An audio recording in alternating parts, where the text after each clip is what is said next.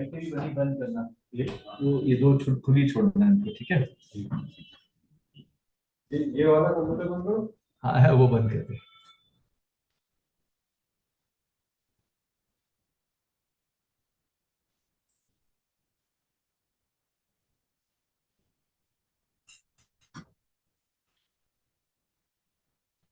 हाँ बैठूं है, अभी मैं जा रहा हूँ घर।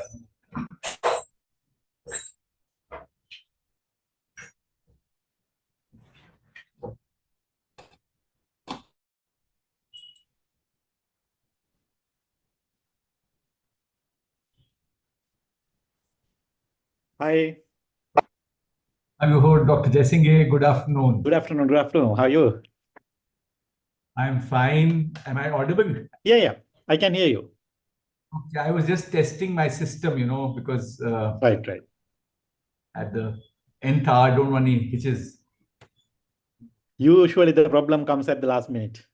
Yeah, yeah, yeah. Okay, These so technical stuff, you can't rely on them.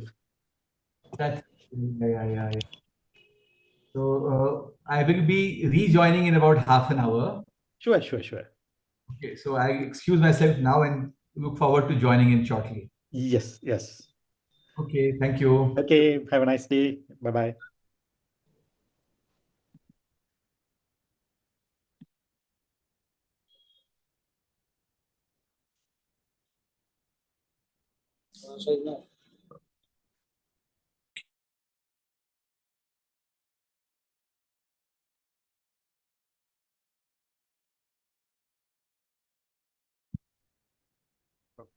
Good afternoon, Dr. Ruban. Good afternoon, Dr. Noor. How are you?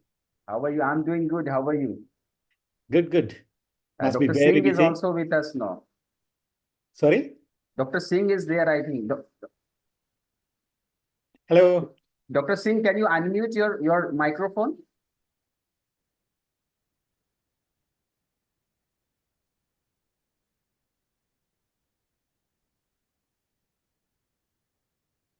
Dr. Noor, first speaker, the keynote speaker, are you going to introduce the first keynote speaker or you want me to do it?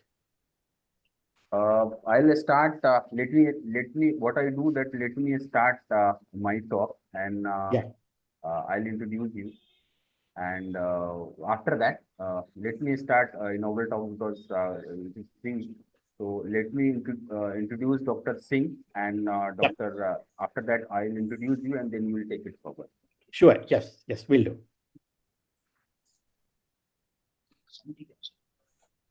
Sound ये थोड़ा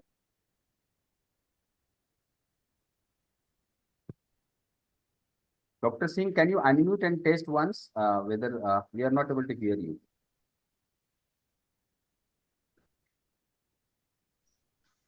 are you hearing me Yeah. No, it's it's audible. Okay it's okay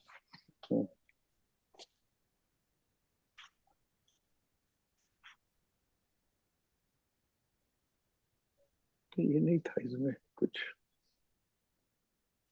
ऐसा होता नहीं कि थोड़ा नीचे आ जाता तो ज्यादा अच्छा था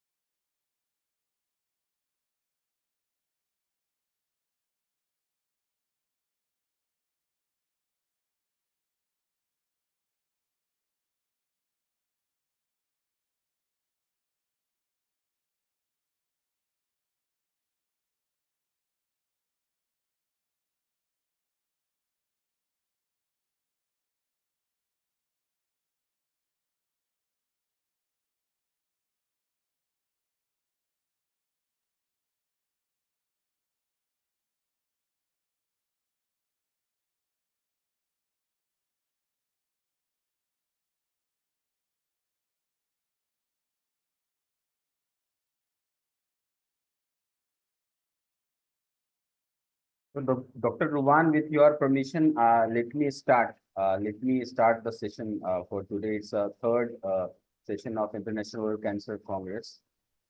Uh, yeah, I'm starting. I'm taking it forward, Dr. Ruwan. Yes, please go ahead. Yeah. Okay. Okay. So, this is our third edition of International Oral Cancer Congress. We did first time when we are all locked up in our own vicinity.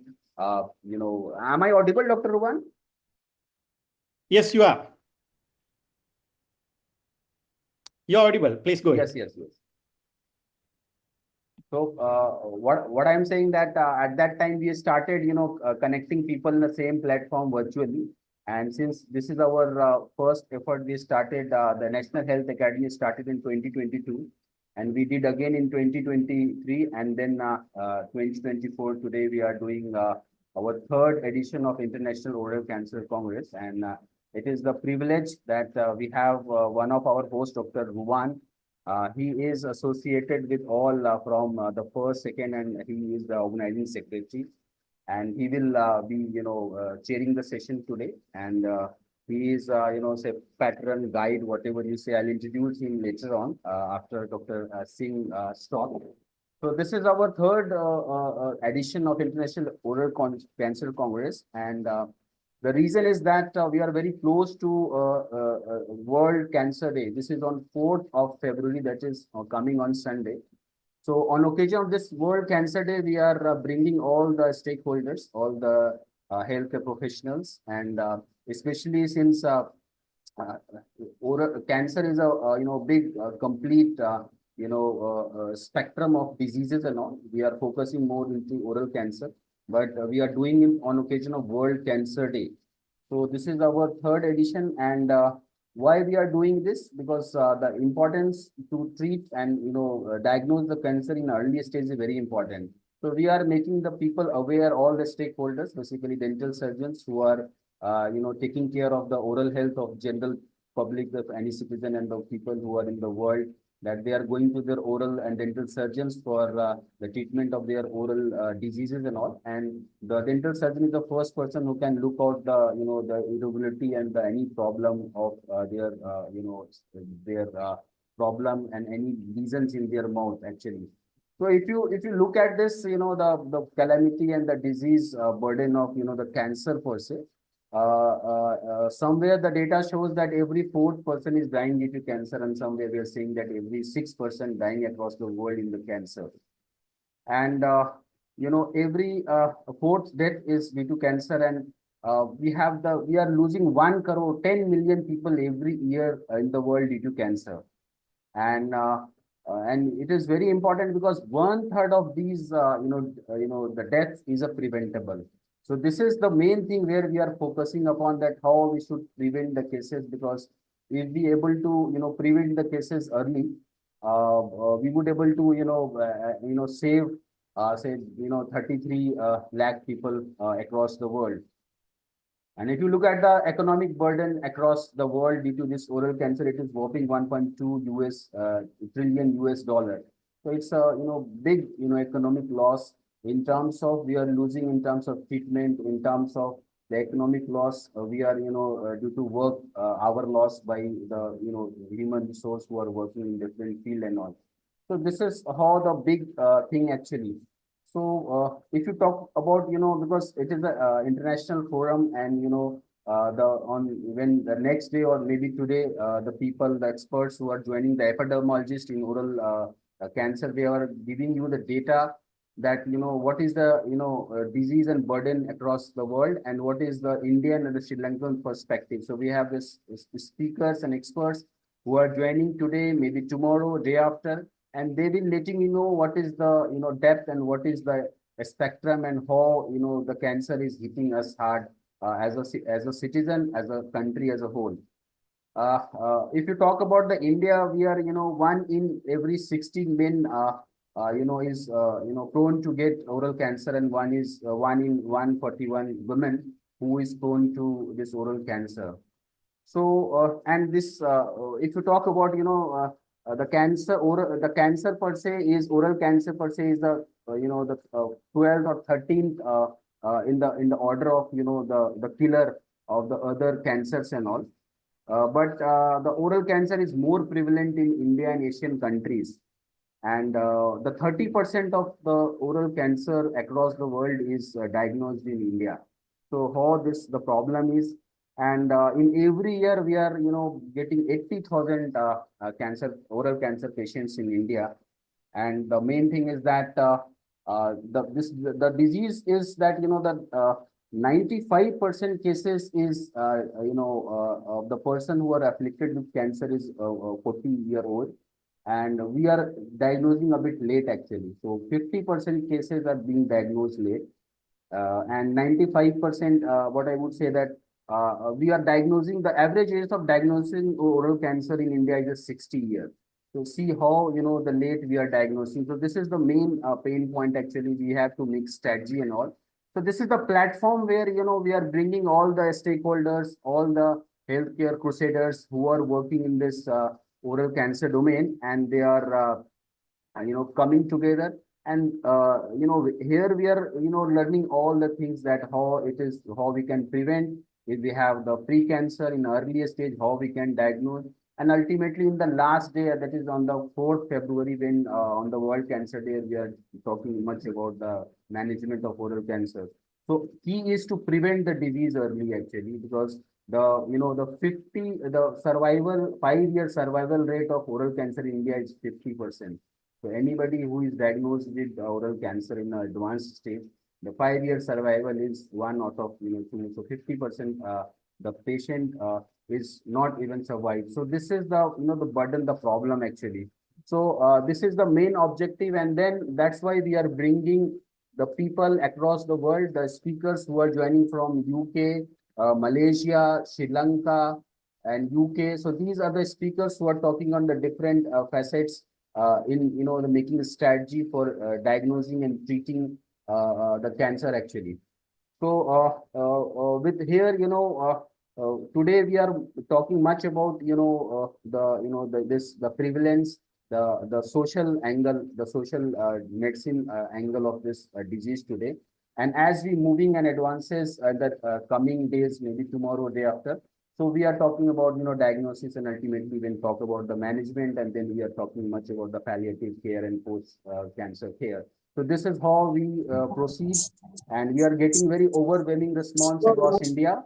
Across the world, we are getting say some 250 registrations across the world, and they will be joining. The people are joining. How the interface is that the people are watching the our program live on www.ioccon.org on the website, and we have the interface that they can join, then come on Zoom as well.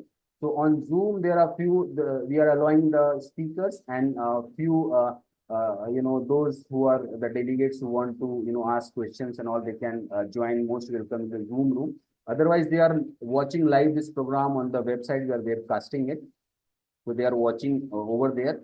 And we have given the opportunity for PGs and faculties to present their cases, the case studies and all. And we are touching all aspects of the disease, starting from say prevention, their prevalence, their incidence, and then we are talking about pre-cancer. So the different specialists are coming. There are oral surgeons who are joining, the radiation oncologists who are joining, the people who are who are doing chemotherapy. So medical oncologists is there, radiation oncologist is coming, oncosurgeons, general surgeons, oral pathologists, oral medicine, oral radiologists. They all are joining, and they will updating you what is the latest trends in diagnosing this problem of oral cancer. So before we go further in our endeavor in this the third edition, I have a privilege that we have a very senior oncologist with us, Dr. J.K. Singh. He is a renowned cancer specialist. People are knowing across world, and for this cancer care, he get the highest, means the third highest civilian award, that Padma Shri. So we are privileged that Padma Shri Dr. J.K. Singh is with us, He is a director at SS Hospital Research Center. So he would be delivering his keynote lecture very first. So he is with us. And he is a former director in Mahavir Cancer Sansthan, Patna, Paras Cancer Center, Patna. He has some 186 publication in national and international journals in his credit, and he has contributed 6 oncological book actually. So he has authored 6 book on oncology. He is a national president and 6 oncological associations, and he's ex-national vice president of Indian Medical Association Delhi headquarters. Presently National Secretary Breast Cancer Foundation India. He's a chairman of Cancer Care India Delhi headquarters and the member of Task Force Government of India for Cancer Management. And he is recipient of several national and international awards. And for the outstanding contribution in the field of oncology, Government of India conferred Padma Shri Award to him in the year 2012, say 14 years back. So he is known face. He doesn't need any introduction, but as a formality, I have introduced Dr. J.K. Singh. He is from the state where which I belong to, the state called Bihar. So he is from Patna. So over to you, Dr.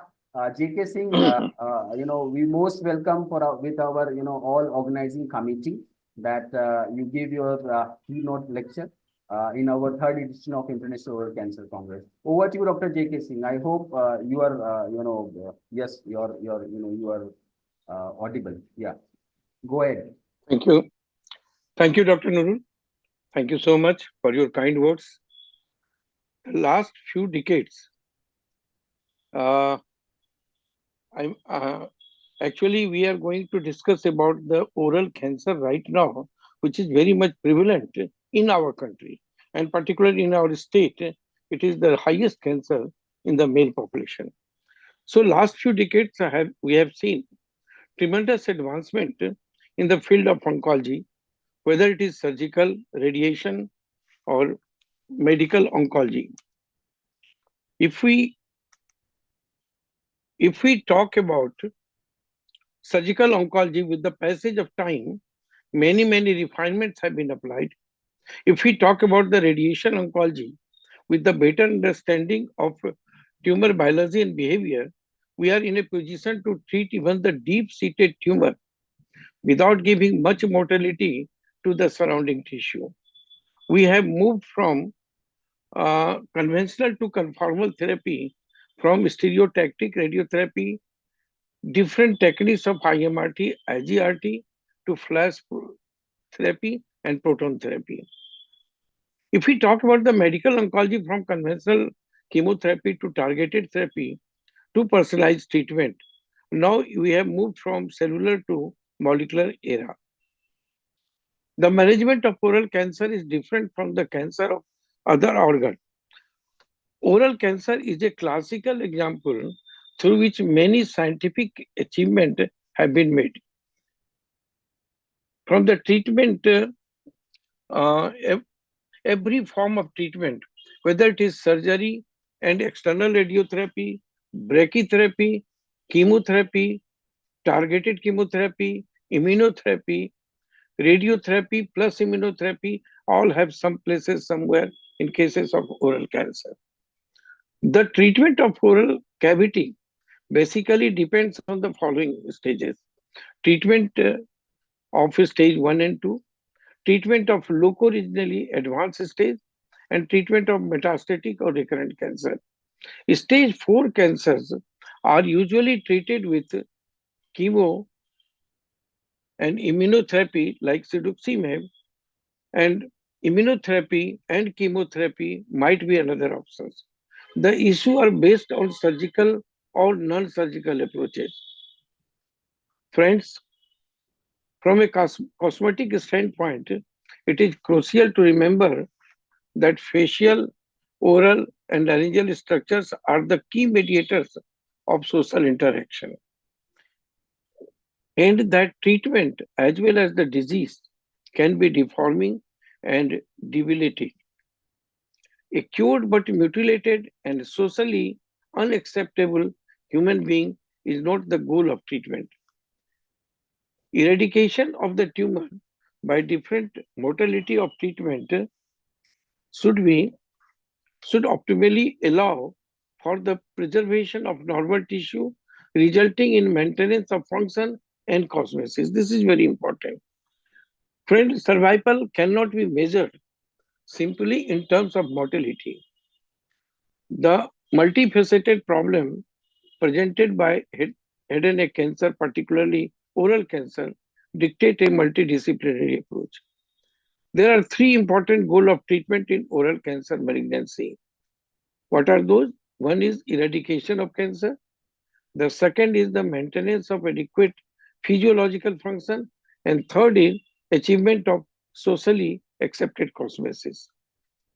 The etiology of oral cancer is multifactorial with genetic, viral, dietary, and environmental factor, which influences playing a possible role. Oral cancer represents highest occurring cancer in the developing country and squamous cell carcinoma as the most frequently histological subtype. Standard treatment for early stage oral cancer is represented by single modality of treatment like surgery, radiotherapy.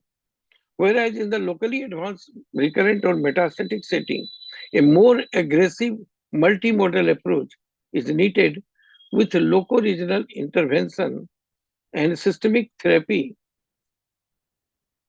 In this stage, there is a big role of concurrent chemotherapy with radiation treatment. Friends, EGFR play an important role in oral cancer biology and has been studied extensively in preclinical and clinical setting also. If we talk about epidermal growth factor receptor, EGFR, which is highly expressed in most of the oral as well as head and neck cancer, therefore taking EGFR may be important strategy to improve prognosis in such type of cancer. In the past, in this scenario, anti-EGFR agent like cetuximab, that time was the only approved targeted therapy. But the development of immune checkup inhibitor has recently the available better treatment option. If we see the oral cancer, particularly EGFR, is highly expressed in most of this head and neck cancer and has been associated with poor prognosis. The other drug, which is known as nimotuzumab, is a humanized anti-EGFR monoclonal antibody. Recently, multi-genetic study has shown that combination of nimotuzumab and induction of chemotherapy plus radiotherapy and chemotherapy is highly beneficial with head and neck cancer. In this review, we focus on the current role of nimotuzumab in head and neck cancer and mechanism of resistance, highlight future perspective regarding its role in era of immunotherapy. Friends, in spite of tremendous advancement in the field of oral oncology, there are still certain gray areas which needs to be conquered. There is still some confusion which needs to be refined, which needs to be corrected. And there are certain issues which needs to be addressed. There is one area where the diagnosis of cancer is very easy. It can be detected in the earliest possible stage. But as Dr. Nurul said, that maximum cancers are turning in advanced stage. This is a slow-growing tumor, of course, and it gives enough time to be diagnosed in the early stage. I don't know why the patients are coming in large number in advanced stage of the disease, sometime in recurrent disease, sometime with metastatic disease, and locally advanced maximum cases are coming to our center. So, only thing, patient has to be educated and regular evaluations has to be done. I think community oncology has become very important in these days, and it is very close to my heart. We are developing this community oncology in most of the center where I am heading that institution. And mostly the publics are coming and they have been taught, they have been educated related to the oral cancer. And public can himself tell us, see, now I have started getting more and more number of patients from the peripheral areas.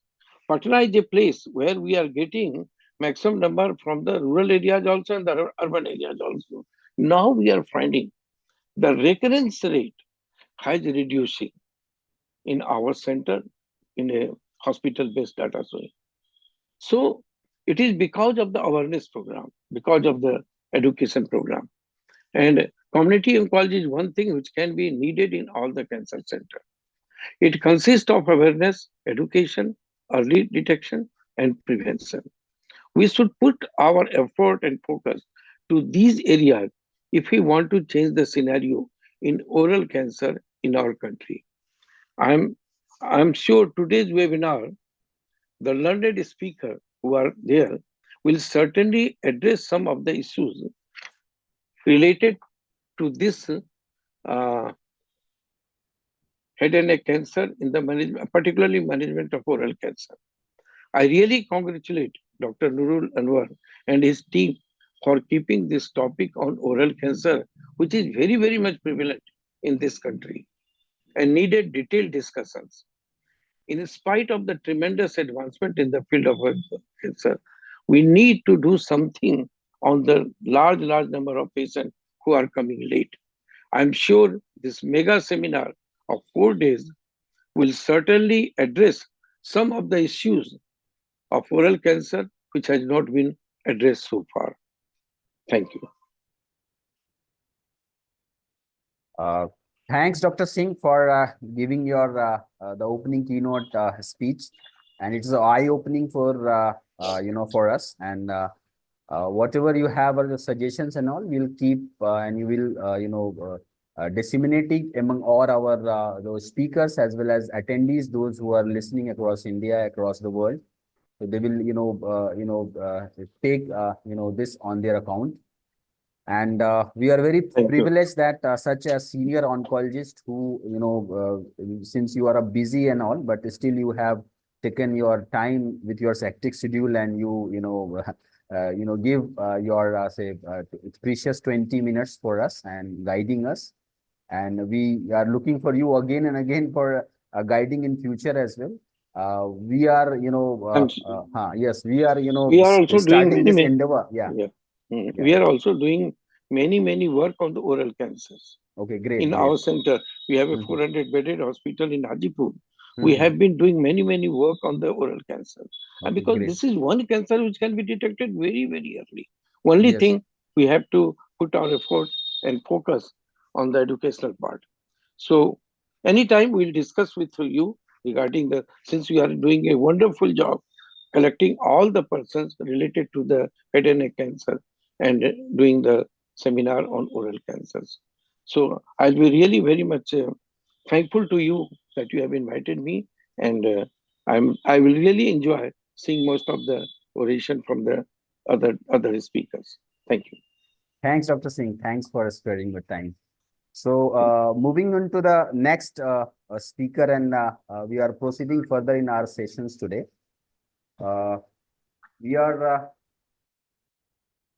Let me introduce our organizing secretary, Dr. Ruwan Jaisingh.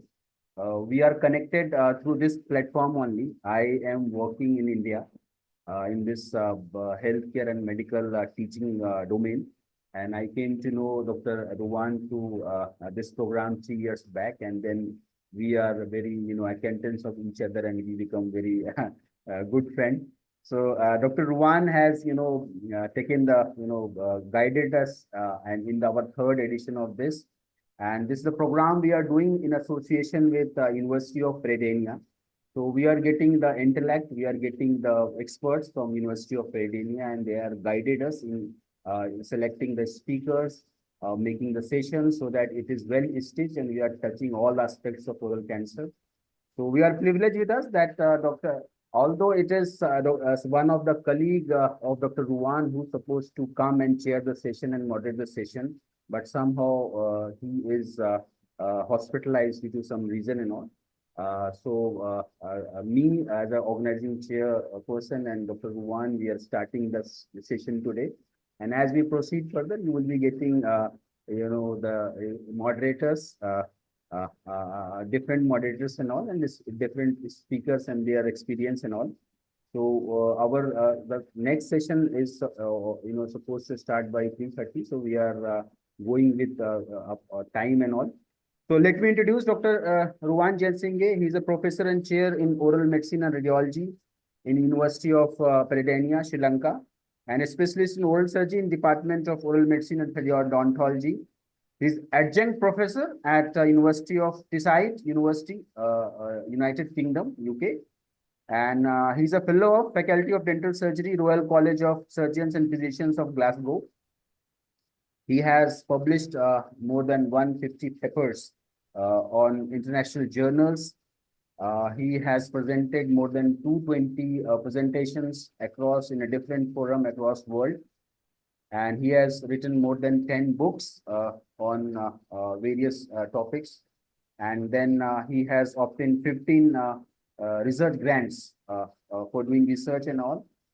He is the president-elect of Sri Lanka Dental Association, and he is currently president of Sri Lankan Society of Oral Medicine and Oral Radiology.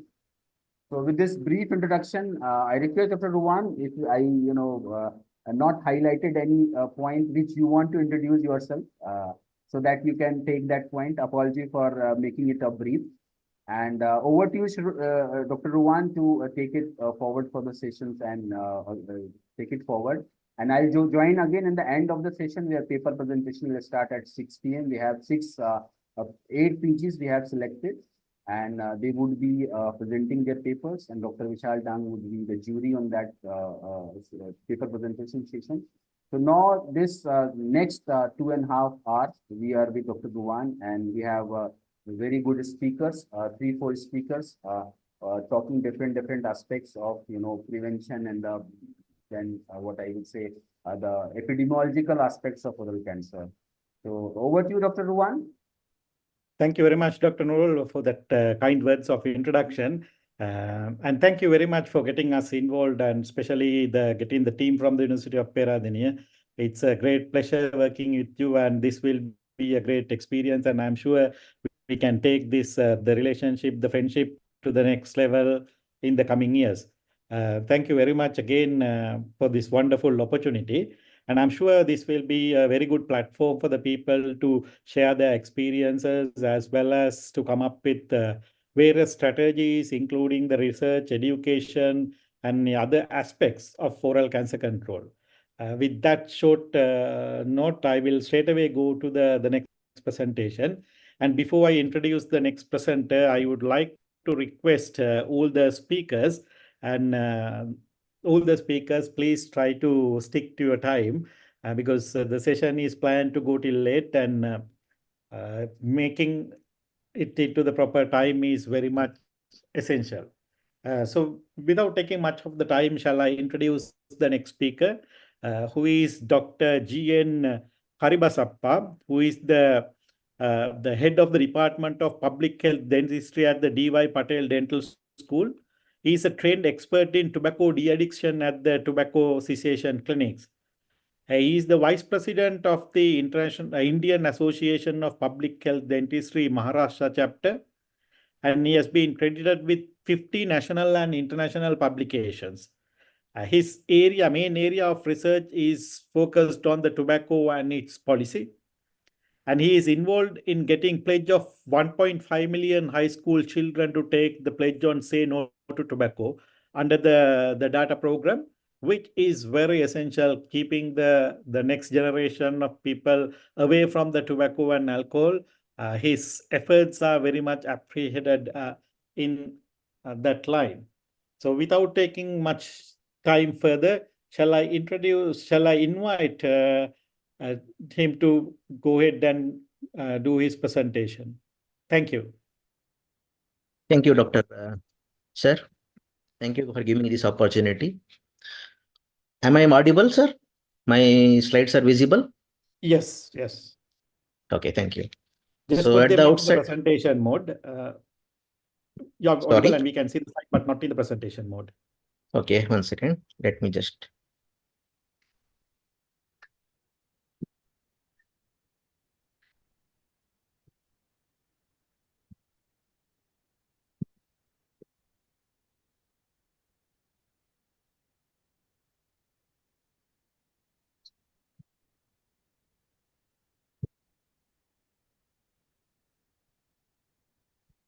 Yeah, is it now fine? Presentable?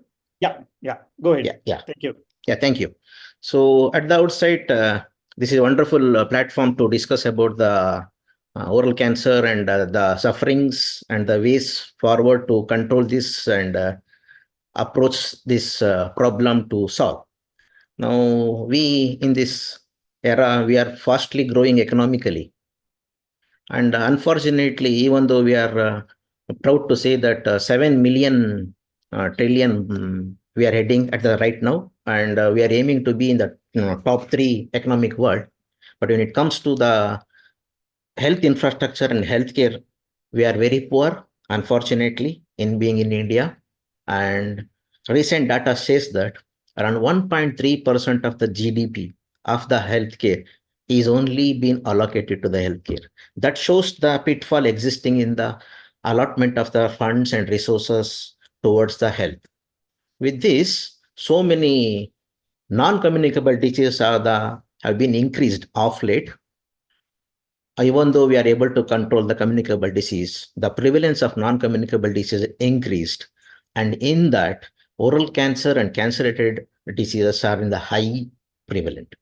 So if you look after the burden of the cancer, and particularly oral cancer in India, it is the most important cancer.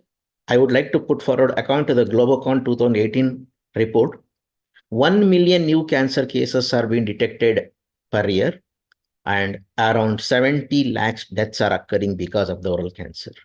Taking this into consideration, it is estimated that 2 million cases will be suffering every year by 240 or 2040 and attributing to 1 million deaths. Hence, oral cancer is considered as the third most frequent cancer affecting both women and men in India. Of all the cancers, oral cancer accounts for 30% cancers. Hence, we can consider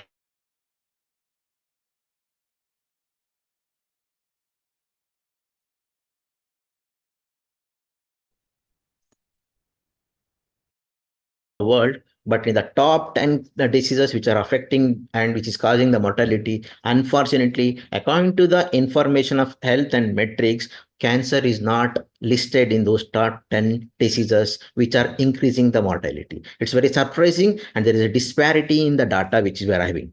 Okay, with this, let me tell you, in India, every hour, almost on an average, 5 people are dying because of oral cancer, and approximately around 8.4 times of the people who are into the habit of tobacco and tobacco products are suffering from oral cancer. Out of all the cancers, 40% of the deaths are occurring because of the oral cancer. If you see the distribution wise of the cancer across India, geographically, each and every state and region is afflicted with the oral cancer, and lowest is in Goa, around 7.9%. Highest is reported from northeastern region, that is particularly from Tripura.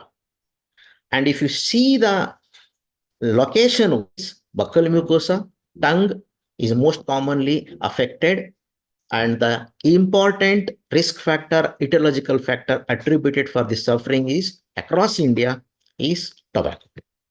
So that says that we are all suffering from oral cancer with all regions, with all states, and particularly northeastern state. Coming to the etiology, multiple factors are there. Predominantly, around 50% of the causes is attributed for tobacco. Rest all is alcohol and other factors. Other factors might be environmental factors, genetic factors, diet factors, age factors, viral infections, many more. According to the Global Adult Tobacco Survey, between the year 2009 to 2010, we had 275 million current tobacco users who are more than 35% of adult population. And in that, if you again segregate that, around 164 million people were using smokeless form of tobacco, and 42 million people in both smokeless form and smoke form. If you see the grave of the problem, 1 million people are dying every year because of tobacco related diseases. Here it is not only oral cancer, it is including 29% is because of the cardiovascular diseases. So tobacco is both a alleles for oral cancer as well as cardiovascular diseases. A snapshot on the state of smoking consideration in India. The rate of smoking in India or tobacco usage in India is around 25%. The trend, if you see, current trend in the year 2023, 354 million people more than the age 15 years are using tobacco in various forms. Thus, we are the largest number of tobacco users in the world. And unfortunately, according to one study which has been considered and conducted with respect to the quit rate, India has the lowest quit rate. It is 0.93% quit rate among the tobacco users. Okay, and tobacco is more predominantly consumed by men's and followed by women's. And smoking rate, fortunately, 6.3%. If you see, only smoking rate has changed, but the tobacco usage in the different form has increased. So if you see the illicit cigarette trade, according to this smoking-free report conducted by EY, it is said that illicit cigarette trade has increased from 14% to 27% between the 2008 to 2020. But there is a slight decline in 2022, up to 25% of decrease is in there. Thus, it can be said that India is the second largest producer of tobacco. Of course, China is the highest producer of tobacco. And 3 states in India are predominantly contributing for the tobacco production and sale. That is Karnataka, Gujarat, and Maharashtra. And the lobby of tobacco lobby, one report says that 25 million people directly and indirectly are involved with tobacco industry for their livelihood. That is one more lobby which we are all suffering to curb this tobacco menace. As I told earlier, the tobacco usage, if you see the state-wise, least usage is seen in Goa, that is 9.7%, and highest percentage is seen in Tripura, that is northeastern region, 64%. To be precise, 64.5%. This, I would like to bring the notice of this slide to everyone who is present here. If you see the cigarette sold in India between 2006 to 2016, official report says that there is a decline in sale of cigarette by 4.8%. According to the data from Federation of Indian Chambers of Commerce and Industry, FICCI. The 2006 to 2016 data says there's a decline in cigarette sales, but the illicit sales has increased by 5%. This is the most, we always say there is some approach to control tobacco, but in another way, there is a gray area where the cigarette sales are still increased. To sum up, the journey of a cancer patient in India, there are some most important points to ponder. According to WHO in the year 2020, around 1.32 million new cases are reported every year. 850,000 deaths which are occurring in India is due to the cancer. And as earlier Dr. J.K. Singh sir told, 87% of cases which are diagnosed are always reported with the advanced stage. I will tell you the importance of this late diagnosis and how it is impacting us financially and with GDP also in subsequent slides. So what are the reasons for this occurrence, this burden? Most important, as earlier speaker told, it's a lack of awareness. It is low health literacy. Apart from this, infrastructure-wise, when we see there is an invert healthcare law which exists. I mean to say, 70% of patients are living in rural areas, 2/3 of the population, even though it's an era of urbanization, still resides in rural areas. However, 95% of comprehensive cancer centers are situated in urban clinics. So there is always a delay in months, several months to report to the cancer centers. When it comes to manpower, we are having one medical oncologist per 1 million people. If we compare this with the USA, where there are 161 oral oncologists per 1 million. Cost of care, if you see, 80% of population are uninsured in India, and they are dependent on to the out-of-pocket expenditure to take care, which attribute for 32% of their average annual income if they are taking treatment in public sector. If they are taking treatment from private health sector, they are supposed to keep it 65% of their annual income to take treated. And most important is, if you see the CTRI registration pertaining to the oral cancer between 2007 to 2017, only 350 interventional cancer clinical trials are registered. Most important is, not even a single clinical trial is registered from northeastern states, which is having highest 64.5% of oral cancer burden is in northeastern state, particularly Tripura. But unfortunately, no registration is been occurred in CTRI, which is one of the database for to see where the cancer trials are going on. Why this is occurring? Because the patient awareness lack, infrastructure is very poor, lack of oncology force. These are all coupled make the burden of cancer increasing. What are the challenges which you are facing? Till now we understood the burden. What are the challenges? As we always tell that lack of patient awareness, education.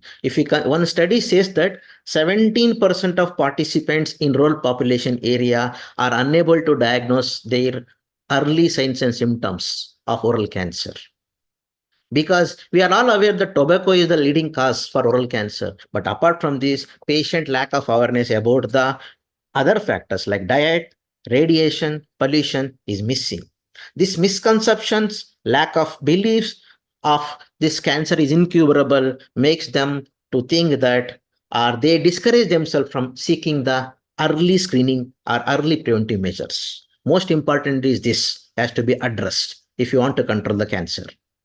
If you consider the report of the rural population, 70% live in rural population, 95%, as I told you, registered in urban center. Northeast states, if you consider, highest incidence of cancer cases, but the specialist centers of our oral cancer treatment is situated in south and west region of India. This results in delay in seeking care at the specialty centers. Apart from this, we have the critical deficiency of radiotherapy centers in India, which makes, if the patient with cancer, we all know in some portion of the time in their medical regime, they require some form of radiotherapy.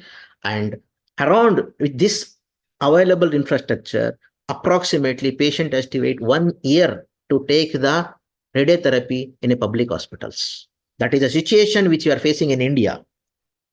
Rural patients, of course, first part is local primary care center they visit. Because of the lack of trained skilled people, diagnostic facility or unavailability results in misdiagnosis, inappropriate treatment regimes. So obviously, even though after this, if they are referred, they will reach the cancer centers or comprehensive cancer center very, very late. And it's a huge challenge to address this problem.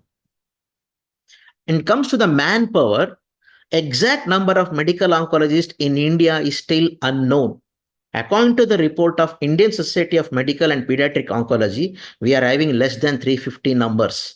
If you take that into consideration, the burden of treating oral cancer or cancer is 3,000 new patients per year. Recommendation is how much? You can treat around 160 to 175 new patients per year. So in India, there is no absolute standardized recommendation to treat with respect to the workload for oncologists.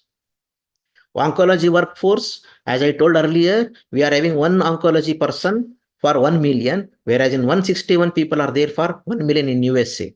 This results in chemotherapy specialists very less, chemotherapy administration physicians very less. So all this burden of the treating the oral cancer or cancer patient result in 70% of time allotted to do only clinical time. Obviously, we don't have time to do any clinical research. The time allotted is only 11%. That is the problem which oncology people are facing. The demand and supply estimated according to 2023 is 2690 of medical oncologists are required, but however, we are having 1905 in number. If you take this into prediction, in 2030, we require 6,711 oncologists, whereas we'll be having 4,145 oncology people, specialists. So comprehensive care centers, if you consider, all are situated in the modern cities or tier 1 cities, whereas being run by trust hospitals, private hospitals. And we have the lowest oncology patient ratio, 16 times lower than the USA. If you consider this into consideration, the total productivity loss of 6.7 million US dollars because of only cancer, which is, as I told you, only 0.36% of GDP. Coming to the economic implications or financial implications of cancer and its burden is, we can divide that into two parts, that is direct cost and indirect cost. We are all aware about this. Direct cost is for diagnosis, treatment plan, follow-up, and palliative care. And also apart from this, recurrence of this. These all result in direct cost. When it comes to indirect cost, right from traveling, accommodation for diagnosis to going to the oral cancer centers, it results in loss of work, loss of caretakers' work, loss of employment, loss of working hours, and most important, post-treatment morbidity, which causes resulting in the loss of GDP. If you consider this both direct and indirect cost implications of suffering of oral cancer, in India, due to oral cancer, 386 million is lost. And most important, if you want to take a treatment in India, majority of people still suffer because they are all relying on borrowing, sales of their assets, or from some financial help from trust, or a philanthropist, or some help from family and friends. This is the most important because majority are uninsured. There is very much poor insurance with respect to oral cancer, and this results in out-of-pocket expenditure. Pertaining to the oral cancer, still now we don't have a data for the out-of-pocket expenditure in India. Right now, as much as my knowledge goes, we don't have specifically for oral cancer, what is the out-of-pocket expenditure? We don't have that data. So one data which we are having for oral cancer, if has been conducted from Tata Memorial Hospital in 2020. And the reason attributed for this is economic burden will be there approximately 322 millions. And in next year, it will be 3.2 billion, 10 years. Why? Because we are all relying on advanced treatment only. If you are able to do the diagnosis early, we can prevent the loss by 17%. It's a huge benefit if you are able to save this money by early diagnosis. That is primary prevention. Early diagnosis, prompt treatment, or primordial prevention by discouraging or making the people to quit the tobacco. India has spent in 2020 322 million for treating oral cancer, which is being given from out of pocket or government or some insurance scheme.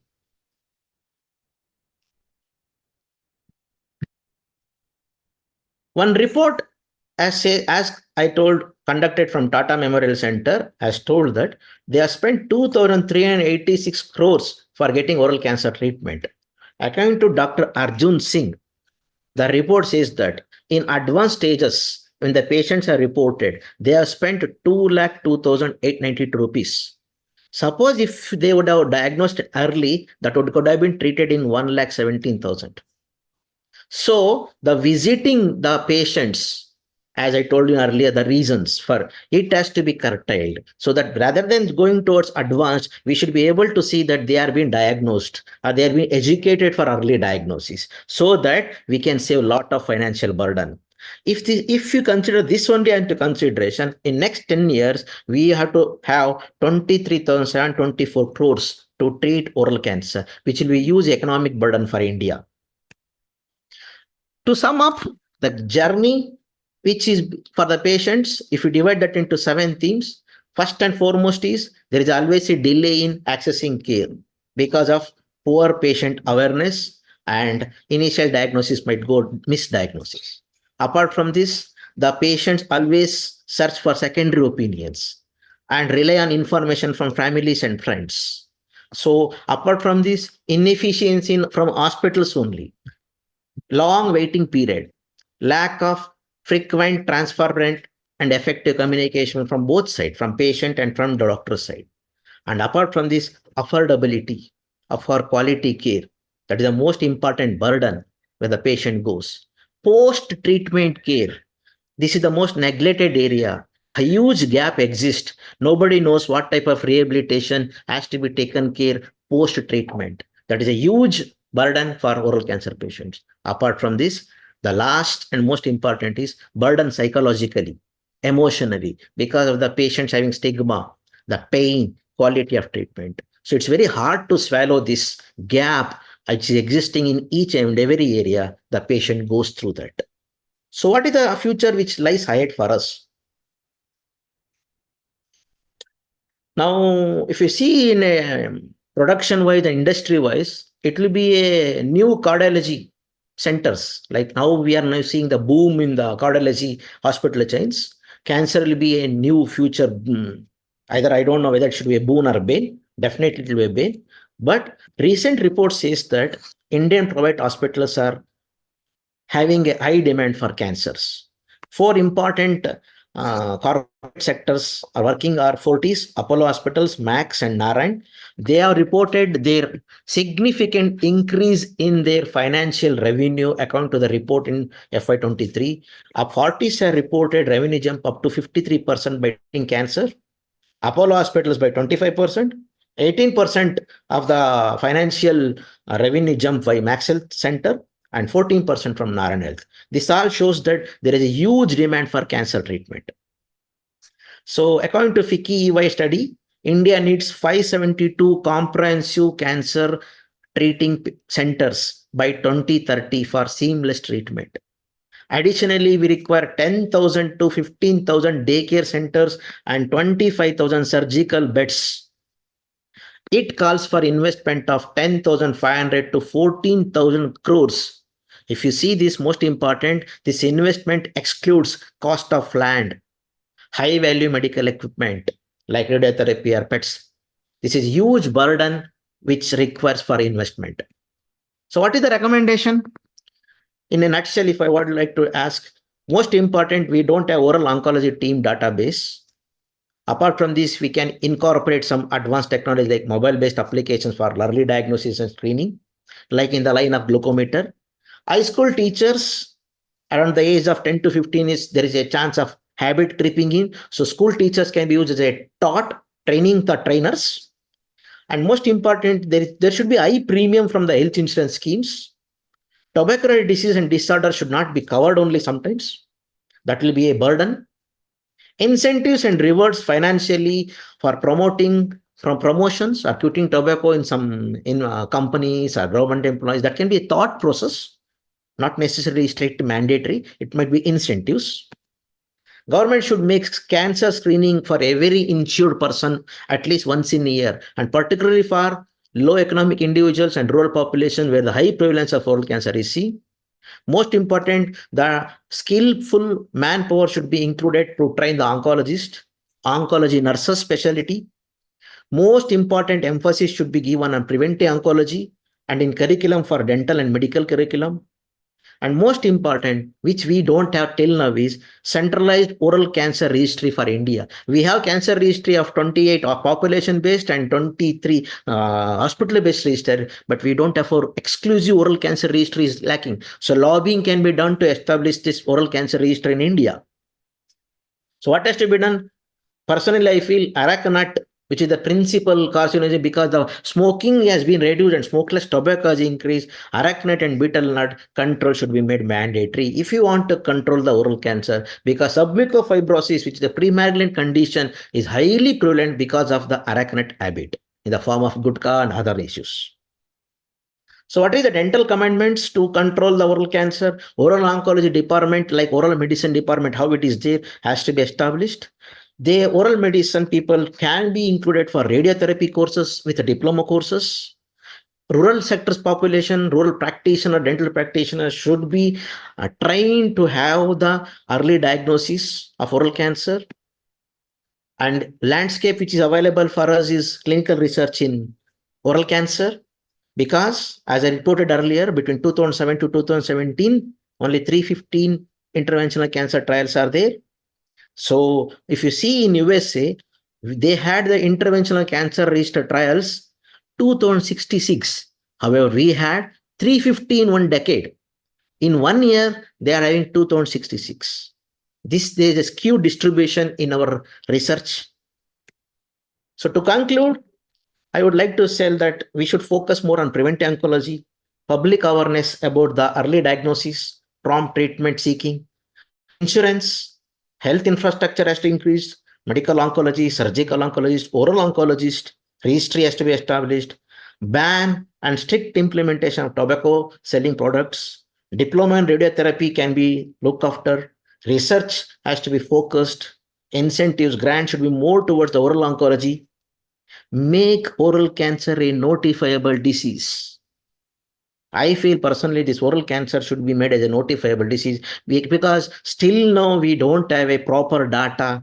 Even though data is available, there might be a improper reporting. So this oral cancer has to be made a notifiable disease. And apart from this, before GST, there was a 12% VAT for the cancer medicines and tablet medications. I feel this cancer medication tablets should be subsidized, or if nominal, only 5% tax should be kept. As of now, we are keeping 12% GST, which will be huge burden for the patient suffering from oral cancer.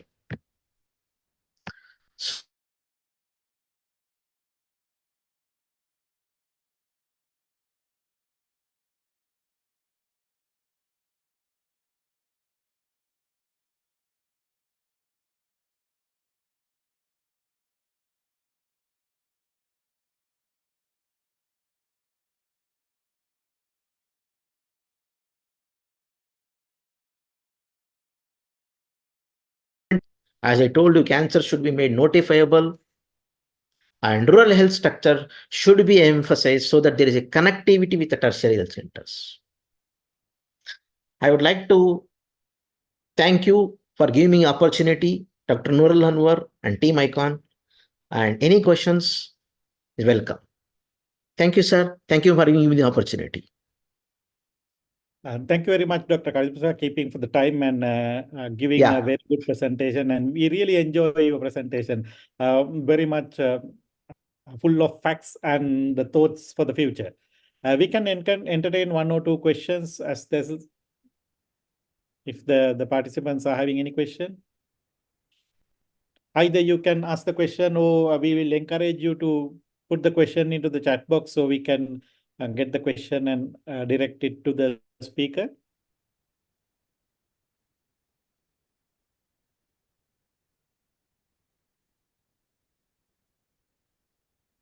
Thank you, sir. It looks like your presentation was very clear, so the people are not having any questions. Thank you very much for your beautiful and very informative presentation. Thank you, sir. Thank you again. Thank you, sir. And with that, I would like to pass the stage again to Dr. Nurul. So he will take over for the next presentation, and then I will come back. Yes. Over to you, Dr. Nurul. Thanks, Dr. Ruwan, and thanks, Dr. Karibasappa, for sparing your precious time and throwing lights on the various data related to oral cancer. So we are privileged that we are talking much about the prevention of, tobacco habits and multiple, social aspects of oral cancer. So we are privileged that we have a very senior speaker, Dr. Rakesh Gupta. He is a surgical oncologist and a WHA awardee. Is President Rajasthan Cancer. He's a President Rajasthan Cancer Foundation and an honorary consultant in tobacco cessation. Also, he is the experts committee of MOHWF, board committee of NOPH, and task force of NAMS for advancing tobacco cessation countrywide.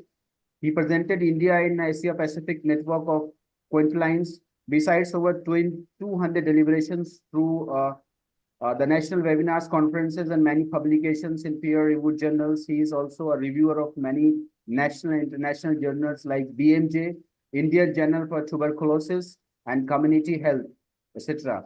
His pioneering work in India include a smoke-free district city, tobacco-free workplace system approach in tobacco cessation delivery, Quintline in India and engagement in the state medical health lines to deliver tobacco cessation, and the longest media advocacy campaign in the print media. As an outcome of the longest media advocacy campaign done in India between February 2016 to March 2019, although 145 Sunday editions have page features, he has authored 2 books on tobacco control and cessation, Tambaku Mukti की ओर and Tambaku Niyantran ke Mudde. He has also trained a TCC related human resource in 9 states countrywide. Currently, he is advocating for integration of medical college under NTCP, end game for tobacco through tobacco free generation TFG, tobacco vendor licensing TVL, and tobacco free village panchayat. So this is the brief introduction of Dr. Rakesh. If I missed anything, you can add on this. And we are privileged that Dr. Rakesh is joining again. He was also available in our second edition of International Oral Cancer Congress. And our delegates and our attendees had learned a lot with the presentation of Dr. Rakesh. So over to you, Dr. Rakesh. Thank you, Dr. Nurul Anwar and Dr. Jai Singh as well for inviting me here in this very prestigious conference. Although I see that participation will eventually increase.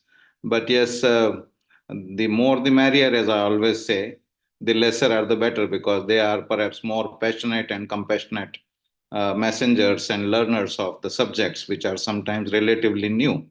May I have the share of the screen? Okay.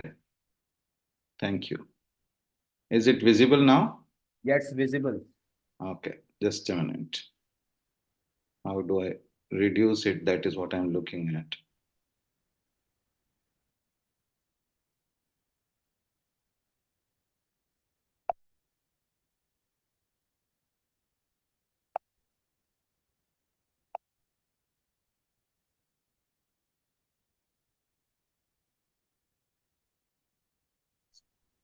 Yeah, it's visible. It's slide share mode, yes. I'm unable to sort of move the slides. Yeah. No, I'm unable to reduce this panel, side panel. Just So a it's a second. visible, you can continue. I think it's a visible and your video I is also can't- running in a sideways here. Dr. Nurul, the issue is I can't see the slide fully Okay. when it is on the slide screen mode Mhm. because of the challenge that I am seeing here. So you can leave the slide share and keep as it was and continue.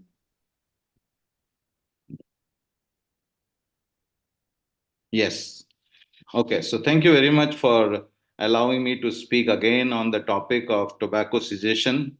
And let me add up here for the fact that we are close to World Cancer Day 2024, the theme of which is Close the Gaps. And Dr. Kari Basappa has very clearly covered the subject very comprehensively with the evidences which are existing already. And as you have already said, although I'm not a surgical oncologist anymore, I had quitted it in 2006.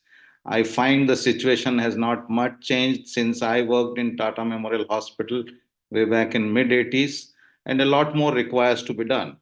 And one of the things is to strengthen the tobacco control. That is how I got into it, because I considered tobacco is the major issue or the risk factor for cancers. But I have also learned during the course that it is not only the cancers that tobacco causes, but it also causes in higher number the cardiovascular diseases and the respiratory diseases. So we have to be a little more concerned with the efficacy that we require in tobacco control. And one of the low-hanging fruits here is to help people quit tobacco.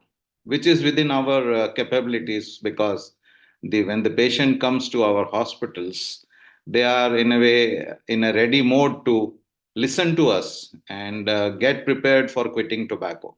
So that's why I say that practice cessation, because this is something which is more doable.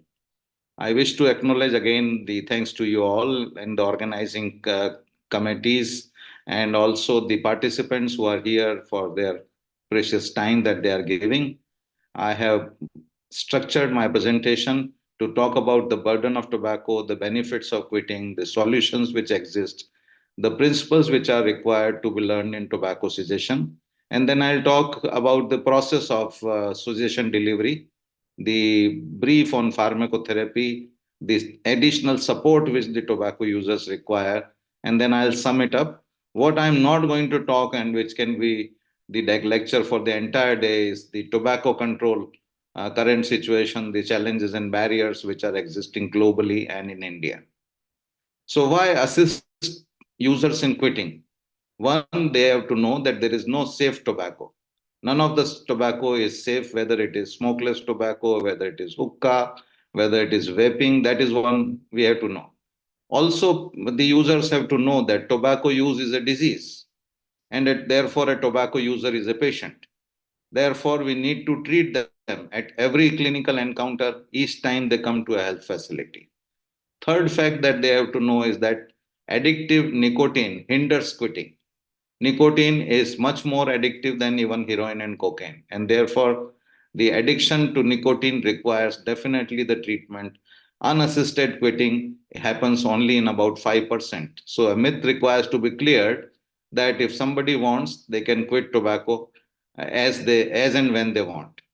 And lastly, quitting benefits and early quitting benefits.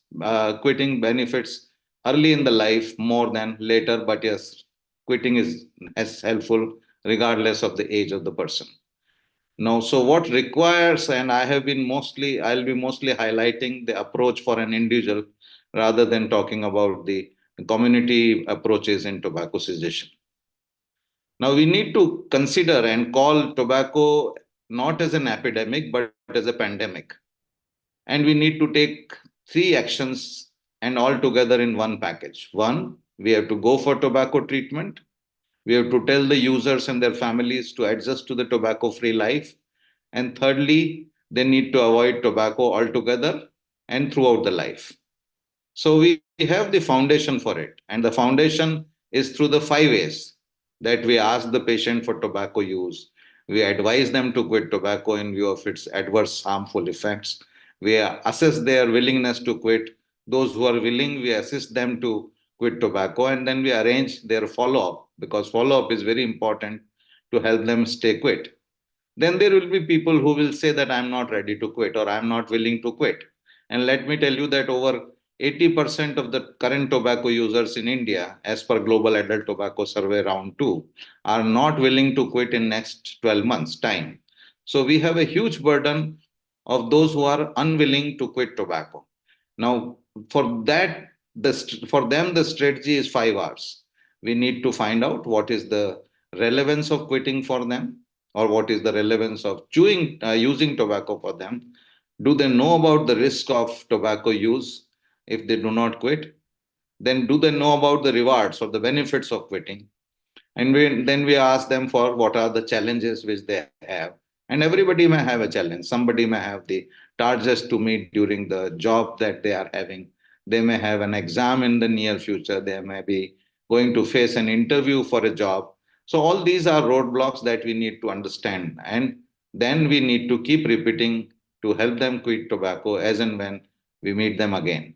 Those who get converted and become ready to quit, we help them assist in quitting. And but those who are still not ready to quit, we end our communication positively that okay, you may not be ready to quit now, but anytime you want any help, I'll be there to help you quitting tobacco. So this is the plan that is required. I consider every clinician should have this chart in their room so that they can approach a tobacco user appropriately. Now, there are two important points in tobacco cessation we take in consideration. One is patient categorization, and secondly, the criteria for addiction, which helps us decide whether a person is addicted to nicotine or not. So the categorization is done through the Prochaska cycle of, or what we call as trans-theoretical model, which in fact is a reflection of decision making by an individual, a model for intentional change. And so what we see here is that there are 6 phases or 6 stages. One is the stage of pre-contemplation, where person has no interest in quitting, and then somehow they get some information, or they are becoming willing to quit. I want to quit, but tell me how. That is where the process starts in thinking about quitting tobacco. Maybe until this phase, perhaps most of the patients are not sick from any of the illnesses. And then there are some people who will start planning to quit, thinking that I am ready to quit now. This is the time when they come to a hospital or a tobacco cessation clinic. This is the best time to help them quit. And then in next 6 months, they will be in the stage where they do not use tobacco anymore. And thereafter, for the life, then they will say that I am not using tobacco at all since I have quitted successfully. This is the maintenance phase. So we have 5 phases, from unwilling to quit to thinking about quitting, planning the quitting, the process of staying quit in next 6 months immediately, and after 6 months of quitting. But there can be a situation of relapse where somebody has tried quitting, but something happens and then he gets back to tobacco use. From this relapse situation, a person can go back to the stage of pre-contemplation, that I have tried to quit many times maybe, and then I am not willing to take another attempt. I am unwilling to quit, and then they continue using tobacco. Then there are people who will say that, okay, I made a mistake. I lapsed on staying tobacco free, but let me quit again. Tell me how I can do it. Or there will be people who will say that, okay, I have failed, but I will again stop quitting tobacco, stop using tobacco, and I will quit from this day. So there are the ways in which a patient will be available to us in different stages. And this is what we need to recognize, because if the patients are coming in these 2 stages of contemplation and planning, these are definitely the better scenario and opportunities to help users quit tobacco. Now, the way to assess nicotine addiction, the classical way, and which is recommended technically, is the use of modified Fager-Storm scale. I find it a little difficult, and I also have an intent that tobacco cessation should be kept simple. So I have considered that from the scale which is used in quit lines mostly, how to determine the addictiveness of a person. So if a user is using tobacco over 10 times in 24 hours, or the tobacco is used within 30 minutes of waking up, or the abstinence precipitates the withdrawal symptoms of tobacco, or lastly, if the user uses tobacco despite suffering from a tobacco-related illness or illnesses, these are the 4 criteria. Any of these criteria, if these are present in a tobacco user, I will label him as a person addicted to tobacco or nicotine. So this is the way I find this is a simplified way of assessing a person for nicotine addiction. Now, addiction, we know that this is how it is defined for those who are not very clear, that it consists of craving for the object of addiction, and then there is a loss of control over its use, and then there is a continuous involvement despite the adverse consequences. So if these 3 features are there in a user, and if any of the 4 features are existing, I think the person is addicted to tobacco. And for your information, close to 60% of current tobacco users in India are addicted to nicotine. So we have a huge burden of those who are addicted to tobacco, and they definitely require a formal way of getting treated. Now, what is the best way to treat them? I have been recommending this use of systems approach. And what is systems approach? It consists of 3 parts: screening the patients for tobacco use, then treating them at that opportunity, and thereafter at every clinical encounter, and then following up and mostly telephonically instead of a physical follow-up. Now, there are two questions to be asked when we are screening the patients who are coming to any health facility for tobacco, any health facility. One question is, do you currently smoke or chew tobacco and or pan masala? You can also add here the electronic cigarette. And I think those who say, no, I don't, then you need to ask them, have you ever used it before, to know about the former users? This is very important question, easy to insert in the software in any hospital, and the screening becomes then more digitized and available to us to follow up with the patients. Now, the second component is treatment, and treatment component there are two things which are required. One is counseling, which is primarily to change the behavior, the psychological aspect, and in this we are making an effort to eliminate patients eliminate the triggers in form of person, place, and time. So, for those who do not know, the people use tobacco in reference to these triggers only. The people with whom they are working or they are living, there are several places where they use tobacco, and there are times when they use tobacco in 24 hours. So I think these triggers require elimination, and those who can eliminate these triggers effectively will be the successful quitter. The second component of treatment is pharmacotherapy, that is to manage the withdrawal. This is the physiological aspect of tobacco use that requires definitely the support through the pharmacotherapy, which is consisting of nicotine replacement therapy and few more drugs. And lastly, one has to also take in treatment the presence of effective tobacco control in the environment to become tobacco free. So these are the three important ingredients which we require in making the treatment successful. Now, coming to counseling, it is based on the duration and intensity of engagement. So we can deliver minimal intervention for 2 to 3 minutes, say on patient's rounds, or if somebody is coming in the OPD, and we can just say that tobacco is harmful. It can cause many fatal illnesses in you. It's best to quit, and I can help you quit now and write some drugs to you so that you can quit tobacco successfully. The second type of intervention, which is a little longer intervention, which can go for 5 to 10 minutes, is primarily based on the directive therapy, which is called cognitive behavioral therapy, where you direct a person for the do's and don'ts so that they can successfully quit tobacco and stay quit.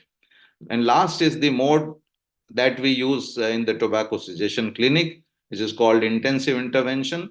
It is primarily based on the philosophy and the practice of motivational interviewing, where we help the person as an adult person to determine their own answers instead of ourselves directing them to it, and decide on what they will do to quit tobacco and stay quit. So these are the three important types of counselings which are available, and any of these can be used based on the fact where we are, in which situation we are clinically, and how we can help a tobacco user. The process that I have been using is a 10-point agenda, as I put it, where we do a rapport building with the person so that the patients can open up to us. Then we ask them for the history of tobacco use, which includes which type of tobacco, for how long, for how many times in a day do they use. Do they use both smoked tobacco and smokeless tobacco to be categorized as a dual user, etc. And then we assess whether they know about the effect of tobacco use on their body physically, but also how it affects them psychologically, socially, economically, etc. And do they know about the impact of what is the impact of abstinence on them? These are two important aspects to be asked. And then we also assess their knowledge of harms and the benefits of quitting. Because people may know very briefly about the harms of tobacco, that it causes cancers. Some more may say that it causes heart attack. But then, since the tobacco affects us from head to toe, it's very important to give them more information on it. Similarly, benefits of quitting, people don't know. People don't know that the benefits begin within 15 to 20 minutes and continue lifelong. And so much so that if somebody stays quit for over 10 years' time, most of the risks which they have incurred for tobacco use, which may be for a decade or more, many times, they will all get reversed if they are not suffering or not going to suffer from any tobacco related disease meanwhile. And therefore, it's very important that they know about the benefits of quitting. Also, the fact that those who are suffering from tobacco related illnesses, if even if they quit at that time, even like cancer, if somebody is suffering from cancer and they quit during the treatment, the response to therapy will improve. The incidence of second cancer will also reduce. So those are the benefits that one has to talk about. Then we talk about the quit history. We should know as to how many times a person has quitted in the past, what have been the reasons to quit, what have been the reasons for the relapse of that person, because this gives an idea as to what are the positivities in his personality, in his environment, which can help him quit again. And then those who are willing to quit, we help them decide on quit date. Surprisingly, over 90% say with all this conversation that I wish to quit. And so you can determine the quit date. Just tell them that the quit date, if you will not change like your birth date or your marriage anniversary or your Aadhaar card, perhaps you will stay successfully quit lifelong. Then we talk about the preparations to stay tobacco free. How can they stay tobacco free lifelong? Making them learning the skills to stay quit is most important. And lastly, dwelling upon relapse prevention part. So these are the components which are required. A few of these I will definitely talk in more detail, but this is the key to succeed overall. Then third point that we take in consideration is the follow up of the person. I have experienced and I feel strongly that a follow-up done telephonically is more useful and almost as good as a physical follow-up. And I don't expect patients to come for the follow-up after they have received the counseling or treatment for quitting tobacco. And it can be scheduled. It should be done on third, 7th day, and preferably also at the end of first month, third month, 6 month, and 12 months. Our evidence for the cohort of 1,000 patients or so, we have found that the evidence to maximal success is received within first 3 calls. So even if you are doing the follow-up of patient telephonically for at least a month or so, it will significantly help them stay quit. So what do we do in that follow-up call? We greet the patient, we ask for his well-being, ask for his current tobacco use, and if we are not sure, we'll ask for its use in last 7 days, and if still unsure, in last 30 days. So that will help us determine whether there are any kind of misses on slips on tobacco use or not. And then we categorize the outcomes every time as staying quit within 1 month time, successfully quit when the person has quitted for more than a month, FTQ is failure to quit, or a person who is not responding to telephonic calls, scheduled follow-up calls, which is NR, or a person has relapsed for tobacco use, where we can again take them to the counseling and treatment again afresh. Now, the relapse requires to be differentiated from slips. Slips means somebody uses tobacco, happens to use tobacco by mistake, a puff or a chew, and then he realizes, oh, I have been staying quit. Why did I use it? So one has to differentiate that from the relapse actually, which is continuing the tobacco use again, and then relapse increases with the passage of time. One has to realize this. I can tell you that relapse does increase. In my own cohort of 1,000 patients, in first year, the relapse was there only in 8% patient. The quit rate was over 70%. But over 5 years, I have seen that the quit rate is 36%. The relapse rate has increased to 18%. So we have a challenge here. But yes, that is the course of tobacco treatment that one has to accept. Relapses increases with two precipitating factors: the situations of excessive joy and the situations of excessive grief. Somebody is celebrating the birthday or a marriage party, you are in a festival, you have been promoted recently, you've been blessed with a child. All these are the situations where one can again become a tobacco user. Or one can relapse when there is a situation of excessive grief, of significant loss in life, significant the loss of near and dear one, the loss of job, etc. What is most important, if they are in touch with you, is to encourage them to quit again and tell them that I am there to help you and stay quit.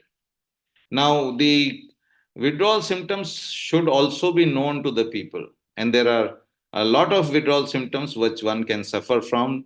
Mostly people suffer from cravings and irritation or inability to concentrate and constipation. These are four major symptoms which people suffer very often, but people can also suffer from sleep disturbances, headache, fatigue, lethargy, etc. What they importantly they need to know is that the withdrawal symptom is a manifestation of nicotine deficiency. It's not that everyone suffers from all these symptoms. One may suffer from one or two symptoms at the most, but they should know, and it helps them, that these are only transient in nature. Majority of these will last for a week or two, rarely for over a month. Their management can be explained to them as to why these have occurred and how can these be treated in a very simple way symptomatically. And lastly, the use of pharmacotherapy for cessation will reduce their occurrence. So they should take for 2 to 3 months the prescribed treatment to stay quit. So it's very important that the pharmacotherapy should also be known to the people and prescribed to majority. Majority of the patients have also preferred to use it, and we need to talk to them about the cost of the treatment as well, which is not much. This is one barrier which I have found in the patients, that they do not want to spend money on quitting tobacco. They consider it's a habit. So why should we spend money on? But if you tell them that it's a disease, and if you will spend some money, invest your money into the treatment of tobacco habit, then perhaps tobacco addiction, then it will be useful, that you will stay quit for lifelong. You will not be spending money on tobacco, and you will also be spared of spending money on the diseases which you are likely to get from tobacco, and the treatment of is very high. So perhaps most of the people then perhaps agree to do that. However, I have found in my follow-ups that majority of the patients do not take the treatment for over a month, and most of them will take nicotine replacement therapy and bupropion. Varenicline, even if they are the kind of affording patients, they find it very difficult to continue with because of the cost, although the efficacy of varenicline is much higher than that of nicotine replacement therapy and bupropion. So these are the types of nicotine replacement therapies that one can use. I have mostly experienced and used the gum and lozenges. Very rarely I have used patches because of the cost which is there, and the difficulty or the difficulties in using it on a day-to-day basis. And mostly I have used the gum and lozenges of 2 milligram, not even 4 milligram. I advise them as to how they use it and how they should chew or suck it slowly, park or spit if more than 50% of it is left in the mouth, and then they should strictly stay nothing by mouth for next 15 minutes. NRT is not to be used within 6 weeks of acute myocardial infarction or a stroke, or it should not be used by the pregnant women and lactation. And its use should be with caution in those who are below 18 years and the patients suffering from uncontrolled hypertension. The other medication here is bupropion. Bupropion is available in two forms: the sustained release and extra large or single dose. I prefer to use bupropion XL when it's available, because once you use it for 10 days, then you double the dose to 300 milligram. Because of the single daily dose, there is an advantage that the compliance becomes higher. It should be used for at least 8 weeks. It should not be used in those who are alcoholics, who have the liver failure or cirrhosis, or where there is history of seizures. Also, it is contraindicated in the women who are pregnant or lactating and adolescents below 18 years of age. The third form of therapy is varenicline. Currently, it is not available from Pfizer, at least I know, because of the salt which they had in the varenicline itself as succinate salt. But if it's available in other forms, this is the way to use it. It is available in these stripes which are there as instructions also. It is not to be used when there is a history of psychiatric illness or renal failure. And again, it is not to be used in pregnant women and lactation adolescents below 18 years of age. The sum total is that we do not really have any pharmacotherapy option, mostly for the pregnant and lactating women and adolescents below 18 years of age as of now, which we can say has an evidence that it will be successful. So one has to still learn a lot in these two groups, women and the youth, about the tobacco cessation as to what therapy will be very useful for them. Nonetheless, these are the combinations which one can use in therapy, that one can use NRT alone, or you can use NRT with or without patches, or you can use NRT with bupropion, NRT with varenicline. Varenicline can be used alone and bupropion can be used alone. But what I have found most useful, this is the workhorse that I have followed, is the use of NRT with bupropion. This has helped the patients to tide over the withdrawal symptoms. And as I told you, withdrawal symptoms do not last for more than a month or so. And that may be one reason as to why people do not use therapy for more than 1 month. But we need to have longer term studies or a multi-center study as to what will be the best form of pharmacotherapy which is used by our tobacco using patients to stay quit successfully. I have not talked, and I'm not talking much about the electronic nicotine delivery system, the ANTS, because of the two reasons. One is we are short on time, and secondly, electronic nicotine delivery system fortunately has been prohibited in India legally. So we have the prevention of the e-cigarette act, which has come in 2019, and that act is pretty effective, but enforcement still requires to be strengthened further so that the electronic cigarette doesn't become available in the gray market. And if that is happening, I think we also have a challenge of people who will be vaping, and they may come with the dual use of tobacco use and vaping to quit. But yes, their strategy may not differ much. If the strategy remains same with through counseling and pharmacotherapy, we can help them quit tobacco. Now, said this, the data management of the people who are treated for tobacco use should be also followed, should be maintained appropriately as we do it for any other illnesses. The advantages are the self-assessment of our own self as to what is essential to improve and improvise. We need to have support from support from the administration in a hospital. So we need to share the data with them as to what is being done. We also need to update our peers to get the increased increased referrals from them. So the data comprises of if you cannot have it introduced in the hospital software, use Microsoft Excel sheet, make the entries daily, schedule the next follow-up of the patients so that you can do the proactive follow-up, then do the monthly assessment and prepare quarterly reports to be shared with your stakeholders and the peers. So this is the way the data should be managed. The supportive environment is very important for tobacco users, that their family, friends, and peers should be positive in their attitude and approach to help a person quit tobacco effectively, and that they are available when a person is suffering from withdrawal symptoms to support them appropriately, get them treated if required, and then also keeping the tobacco away from them.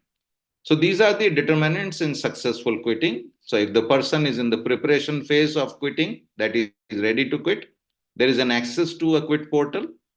A person who doesn't change the quit date, the next is he optimally implements the skills to stay quit. He lives in a tobacco-free environment, uses pharmacotherapy optimally, follows up regularly, and as a social support. These are the 8 determinants which will determine the success in quitting. That there are challenges of quitting. The challenges for the users, I have said already that only 20% to desire to quit in next 12 months and 60% are addicts. And also the healthcare professionals are indifferent, non-participatory, the remuneration is low in treating tobacco, and they are resisting the necessary change just because they have not known about the subject as such. So this can be overcome by the solutions that the users who are explorers and adventurists and who are deficient on knowledge, attitude, practices.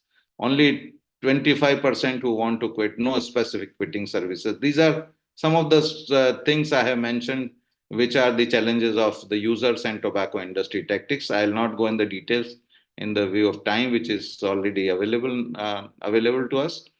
And if the clinicians are busy, I say them to follow 2 A's and R, that they should refer their patients to a local tobacco cessation clinic, or they can refer the patients to the toll-free services which are made available by the Ministry of Health and WHO in form of National Quitline Service. This is toll-free number. And M-cessation, any of these services, if a person get registered, they will get the required service either through the counselor or through the telephonic messaging.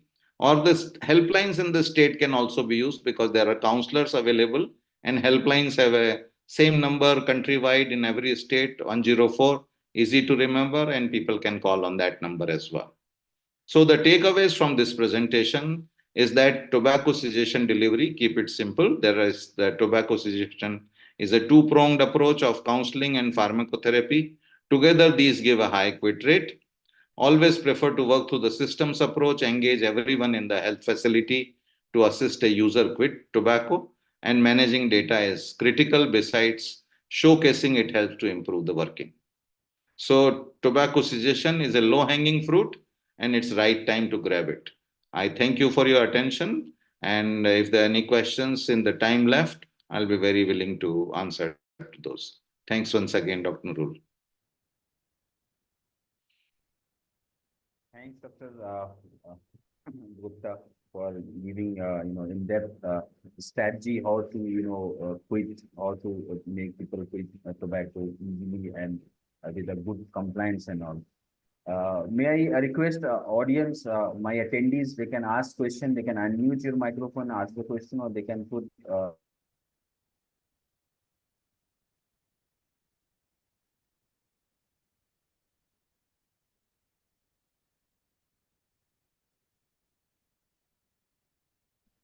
Hello. Yes, Dr. Karibasappa. the question through the chat box. Sir, is there any chance What are the to two votes? lobby? Sorry, can I? Dr. Nurul, sir? Please go ahead. Sir, is there any chance to lobby at government level to curb this sale production of this cash crop? Or Yes, what are yes. the ways we can try? A lot of work is going on with the Ministry of Health and with the various state governments, including the governments in Karnataka, Telangana, Andhra Pradesh, Gujarat, etc. And tobacco control is a very strong movement in the country. And I'll be able to share a lot of more information with you, but you can go to the website of Ministry under National Tobacco Control Program. You will see a lot of information which is already existing as to what is being done at the national and state level. And in fact, there is a very dynamic MIS dashboard, which will tell you as to what enforcement activities are going on, how the cessation is being taken up by the health agency. One thing which is missing is that there is no engagement of the private health sector in tobacco cessation as yet. And private health sector is comprising to almost 70% of the health sector. So that is where we need to have more thrust for establishing tobacco cessation clinics and empowering the physicians to treat. I always feel that every physician, every nurse can deliver tobacco cessation if they are trained appropriately. But until then, yes, at least we should have tobacco cessation clinics, and the insurance sector should be able to provide the reimbursement for the therapy which is required. So I think if insurance sector and private health sector will be engaged, the quit rates in India will definitely improve dramatically. Have I been able to answer your question? Yes, sir. Thank you, sir. Thank you. Very well. Because as of now, only 19 tobacco cessation clinical centers are there by Government of India. So PHC could be enforced with these tobacco cessation specialists or counselors. That's what I felt. No, Adding to under yours. National Tobacco Control Program, we have now tobacco cessation clinics in 675 districts of India. Out of over 700, about 720 districts that we have. One. We also have dental, in all dental institutions, there's a tobacco cessation clinic. Yeah, 303, 308 Yes. clinic. So that makes it close to 1,000. Then there are over 1,200 dentists who have been trained by Indian Dental Association. So they are also practicing tobacco cessation. Tobacco cessation is also practiced by the people who are working in the psychiatry department in the medical colleges. But also the ministry has set up a separate task force, and I am in that expert committee, where every medical college will have a tobacco cessation clinic. So this is the current status besides the availability of National Quitline and AM cessation program. So our quitting cessation program in a way on papers looks very strong, but the participation of the users and participation of healthcare professionals require much more to enhance the quit rates in the country. Thank you, sir. Thank you. Very welcome. Thanks, Dr. Rakesh, for sharing your thoughts and the strategies and all. Thank you very much. It's a very important that on paper the plan and policies are very strong, but when we are going on implementing to the ground, no, then it is important for all the dental surgeons who are there. They can help the whole this tobacco burden in India, that they can motivate their patients and try to refer them a tobacco cessation clinics and all, so that we get a good compliance and all. Thanks for joining us and sparing Thanks. your Thank you time, very Dr. much. Rakesh. Thank you. Yes. Thanks So a with lot. your permission, Dr. Rakesh, we are moving to the next presentation, next speaker. Yes. My thanks once again to you all. Thank you. Yeah. Okay. So may I request Dr. Ruwan to take it forward from here? Dr. Thank you, Ruwan? Dr. Nurul. Yeah. Okay. As we are running a little ahead of the behind the schedule, so I will straight away invite the next speaker, and I have the pleasure of inviting and introducing Dr. Vishal Dang, who is expert in oral medicine and radiology.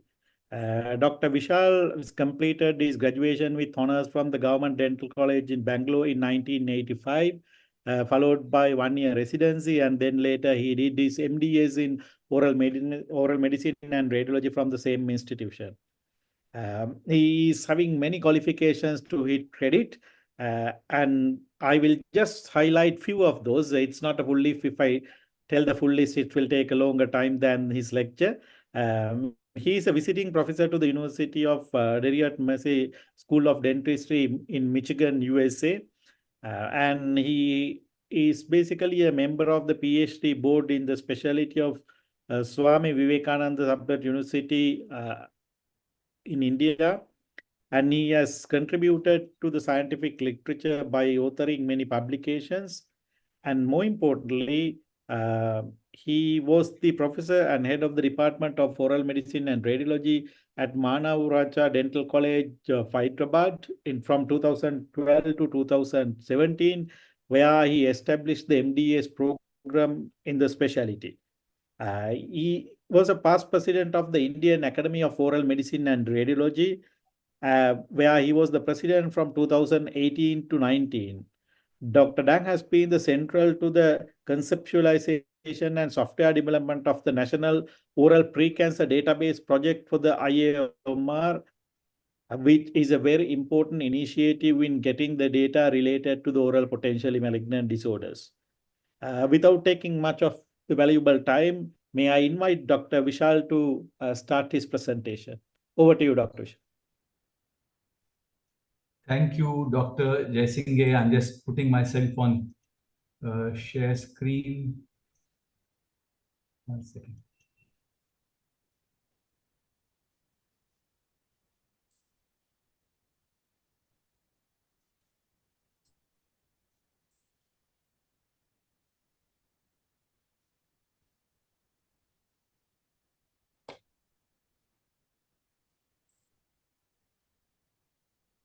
Is my screen visible? Not yet.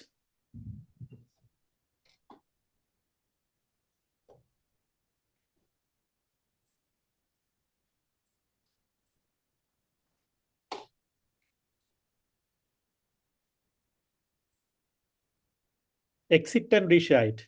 I'm getting it. I'm just give me a second. Is that better? Yeah. Now it is coming up. Okay, so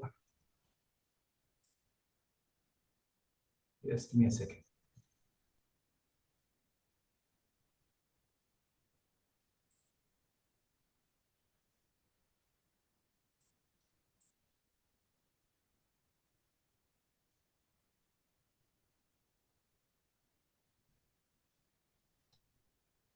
Is that good? not yet, right now it has come up. Please put it into the presentation mode. Yes. That's it.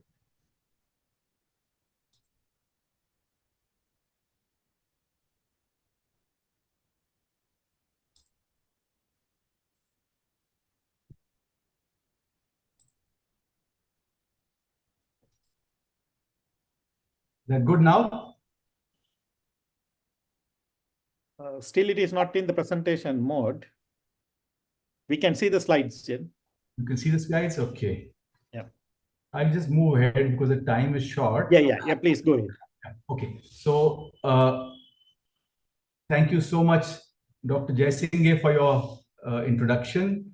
At the outset, I just want to clarify that most of the things that you mentioned in that introduction were former sort of stages in my academic career. I'm not inactive, but not as active as I was maybe 10 years back. So my presentation is on the diagnostic challenges in oral potentially malignant disorders and how one can enhance awareness and optimize the resources. At the outset, I must also thank Dr. Anwar from the National Health Academy and your good self and the entire team for giving me this invite to make this presentation today. So if I just begin.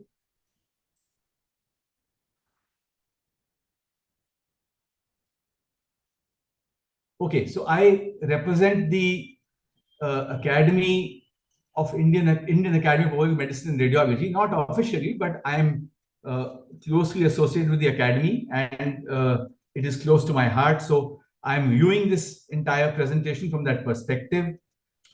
Now, I want to state the problem first.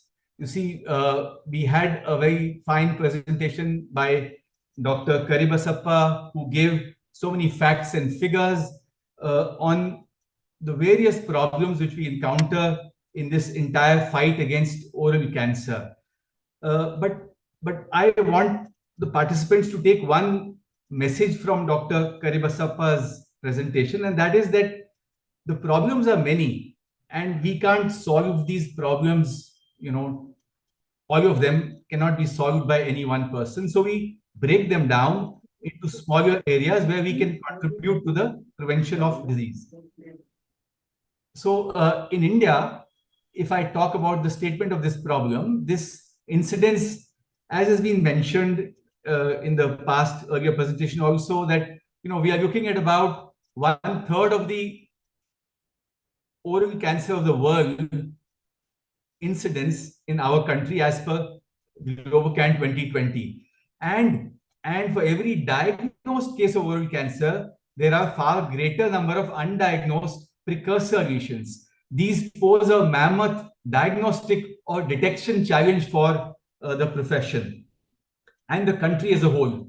And 90% of these cancers of the mouth, I'm sort of grouping the two, mouth and the lips or oral cavity as just a single entity. I'm excluding the oropharyngeal cancers, which are perhaps a bit different in their etiology and how they are to be addressed. So I'm sticking to the oral cancer part. And 90% of these are caused by tobacco use. If we understand this, our main fight is against tobacco, but that doesn't mean that we ignore areca nut, which is such an important etiologic factor in oral submucous fibrosis. Now, this is just a diagram to depict the number of, oral cancer and other cancers in India in 2020 as per Ioccon. Now, you can see here that in the red is oral cancer, and we have 135,929. That is about 135,929 cases of new cancer in the mouth reported in Ioccon 2020, which is just second to breast cancer. So you can see how important it is in terms of addressing this problem in our country. Now, if I continue with that statement, Dr. Vishal, sorry to interrupt you. I think slides are not moving. Could you please press the F5 so that it will go on a slide share mode, and then you can move to Dawn button. okay. I'm pressing F5. Yeah, please. Okay. Are you able to capture my desktop? No, it's not in a slideshow mode actually. Oh, I'm so sorry. I'm so sorry. 1 second. Just hang on.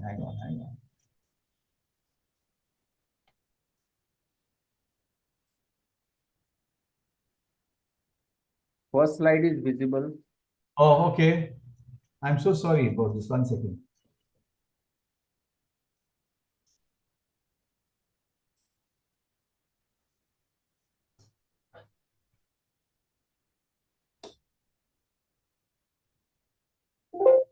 At the bottom left of the screen, you will see the arrow to move. Otherwise, if you can't move it through your computer.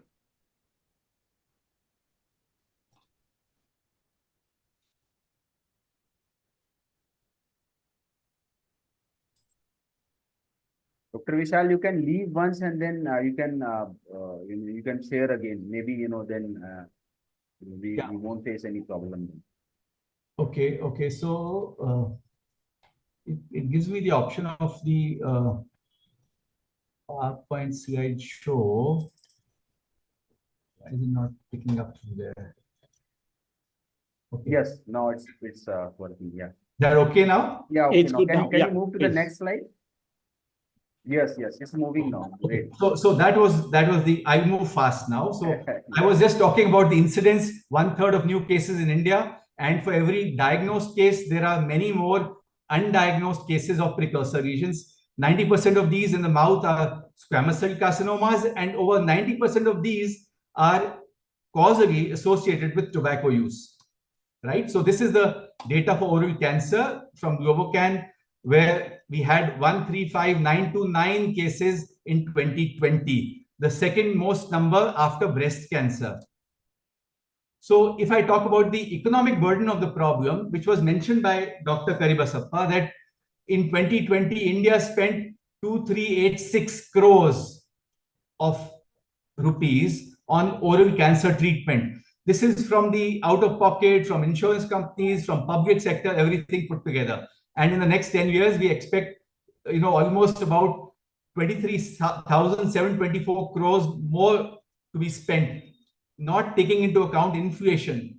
So prevention must be one of the key mitigation strategies.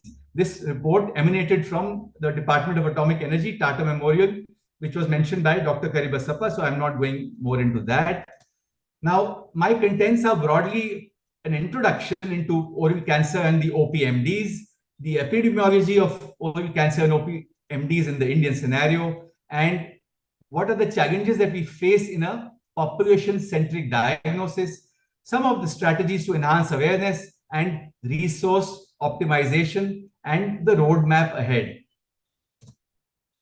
So we know this for a fact that oral cancers, they arise from the mucous membrane lining, and most of these pass through or they transit through a phase of OPMD.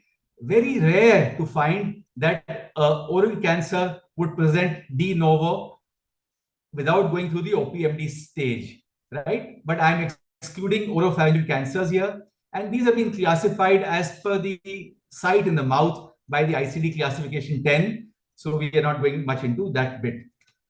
Now, if I talk about the oral potentially malignant disorders, the WHO defined this through a workshop in 2020 as any mucosal abnormality that is associated with a statistically increased risk of developing cancer, oral cancer. Now, earlier we had used terms such as pre-malignant, precancerous, whatever. Now, those are not preferred, and the word OPMD is the accepted sort of nomenclature for these entities. And there are 10 entities which I put in my diagram here. Most important, of course, is leukoplegia, and number 5, oral submucous fibrosis. Erythroplakia, of course, because of its high rate of transformation, and OLP or oral lichen planus. Now, the others on the right side are not so common. So just going through the next one now, how does this actually happen? You see, there's a phase of transition from a normal cell to a hyperplastic cell to a dysplastic cell to a carcinoma in situ and then oral cancer. So at any of these stages of hyperplasia, dysplasia, carcinoma, you can get a OPMD in the mouth, which will then transit to oral cancer in a certain percentage of cases. And there are certain sites in the mouth. So if you identify a OPMD at one of these sites, one has to be more careful and follow up these cases more carefully. These sites are more prone to transform. An OPMD at these sites is more prone to transform into a malignancy. So if we talk about the soft palate, the tonsillar areas, the retromolar trigone, the sides of the tongue, the ventral surface of the tongue, the floor of the mouth, which is also important in alcohol consumers because of the fact that the cooling effect of the alcohol on the floor of the mouth causes more change in this area. And again, there are various genetic alterations which happen, which transition a normal cell from stage of dysplasia to a carcinoma in situ and finally a carcinoma. This is not part of my presentation as such, so I'm skipping that. So we have a multi-stage process of carcinogenesis, and these are cumulative genetic changes, and the duration to the risk factor and the decline in the immune surveillance is very important in the occurrence of disease. I am not going into the risk factors, but as we just heard from the previous speakers, Dr. Rakesh Gupta made a fine presentation on the tobacco cessation, and he gave us the percentage of over 30 for success in tobacco cessation exercises by his own good self. Of course, there are people who go back to the habit which he mentioned. So tobacco, alcohol, areca nut, these first three are the most important when we talk about prevention. Of course, viruses are important for certain types of cancer, especially in the posterior part of the oral cavity and sometimes even the tongue, but sticking to the more important causes. So if I talk about the epidemiology, what is the diagnostic challenge? The diagnostic challenge is actually, to a large extent, it has been exaggerated by COVID. Hardly any field studies have been done between 2019 and now. So we have lost almost 4 years. And most of the studies, when I go through the literature, these studies are actually systematic reviews, meta-analysis. And on the basis of these reports, these papers, we try to, understand what's happening with OPMDs today. So if I go to one such, systematic review in 2022, the prevalence rates for these 4 conditions, leukopenia at 4.3%, OSMF at 2.7%, lichen planus at 1.1%, and erythroplakia at 1.2%. These are point estimates for India. Now, one must keep in mind that many of these studies, they may not have a proper geographic sort of representation. And so that has to be borne in mind when we talk about specific problems. Say if we talk about, Madhya Pradesh, or we talk about Gujarat, where areca nut is common, or we talk about the Northeast and, different types of tobacco habits.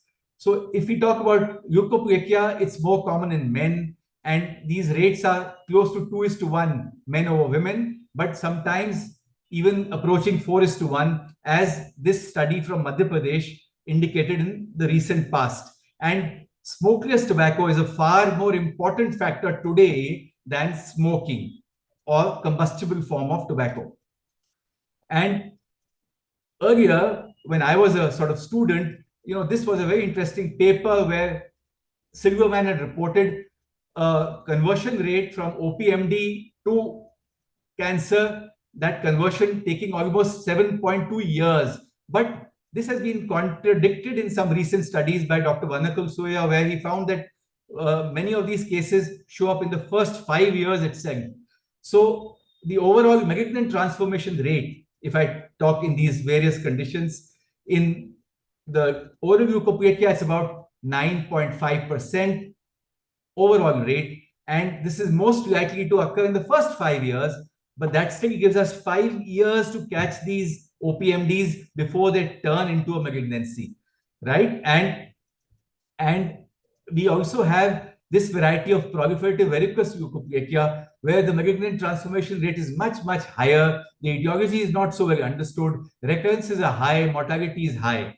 OSMF, the malignant transformation rate is at about 5.2%, all coming out of this one paper, which is a systematic review by Ioccon in Head and Neck 2020. And OLP, the malignant transformation rate, is ranging between 1.1 and 1.4. Of course, this has been quoted from other papers by Ioccon in his paper in 2020. So overall, these OPMDs, their transformation rate, I would say, would be anything, if you exclude proliferative varicose leukopenia, this is anywhere, say, in the range of 1 and 10. And if we talk about cancer, this has been spoken about earlier, that the incidence, overall incidence, may be as high as 20 new cases per 1 lakh population, the incidence rate of oral cancer. And SLT, that is smokeless tobacco, is responsible for more than half of these cases. So 1/3 of the world cases are, contributed for by India. It's the most common malignancy in males and was the third most in females after cervical and breast cancer, but now is the fourth, with a rise in ovarian cancer. So we have the ratios of oral cancer favoring men, but in certain parts of the country, women have a very high, prevalence rate as well. And the very poor cure rates are because of the stage 3 and stage 4 diagnosis, which has been mentioned by Dr. Karibasappa. And in India, approximately 5 deaths are reported every hour caused by oral cancer, as compared to the world, which is 14. So that means about 1/3 of the deaths also of oral cancer are attributed or contributed by India. So if we talk about now the diagnostic challenge in relation to the epidemiology of OPMDs, you see the communities are very diverse in India, in different states and union territories. The social and the religious practices are different. The habits of tobacco consumption, areca nut and alcohol, are quite different. The socio-economic variables are very different. In the low socio-economic strata, the education is not adequate, awareness is not much, and so you have different sorts of problems. They don't seek because of absence of knowledge. Also, they don't seek advice because of economic factors. And educational backgrounds also are important. Understanding the differences, to understand what is the difference in the epidemiology in different parts of the country. Access to health care is important. And no representative sample can be drawn from any one part of the country. So the diagnostic challenge here is that who has been examined? The target population. What were the inclusion criteria? What was the method of sampling? What was the type of habit practice in that area? Was the sample size adequate? Who has examined now? See, you can't have an oral medicine or an oral pathology expert, trying to diagnose these cases across the country. You might have a physician, you might have a general dentist, you might have some trained, primary healthcare worker or a nurse. So our data will be different depending on who has examined these patients and what was the method of examination. You see, one can do an examination in the field, which is quite effective, but you have to standardize the conditions. It could just be a simple visual oral examination in the field, or it could be, an examination using a dental mirror in a dental clinic setting.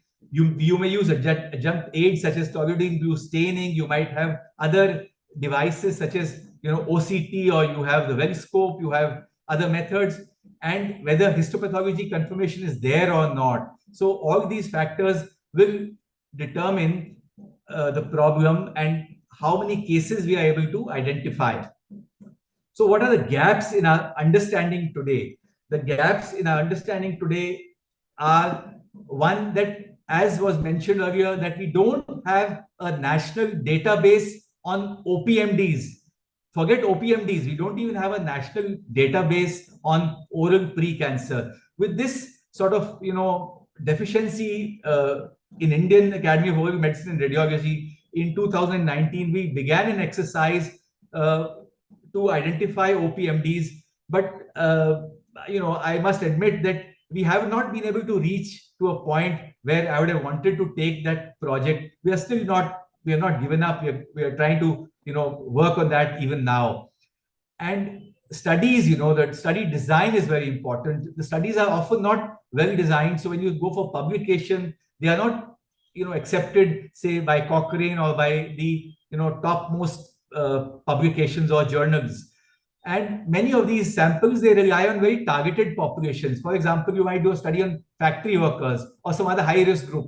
And these studies cannot be extrapolated to the entire population, right? And even though the National Cancer Registry Program under ICMR started as early as 1982, even today, only 15% of India's population is covered by this National Cancer Registry Program.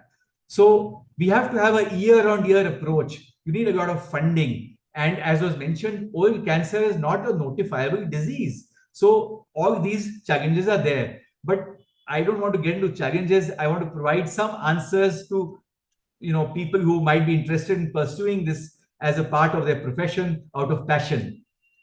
So how can we enhance awareness at the level of the individual, at the level of the community, or at the level of the population? So at the individual level, suppose we talk about a clinic. When a patient reports to a dental clinic or to a medical center, that is an opportunity for counseling that patient if you find that he's practicing one of the habits which are responsible for oral cancer, such as tobacco, areca nut, or alcohol consumption. You have various methods. You can give information, brochures, telephonic follow-ups can be done. You can have computer-based interactive awareness programs.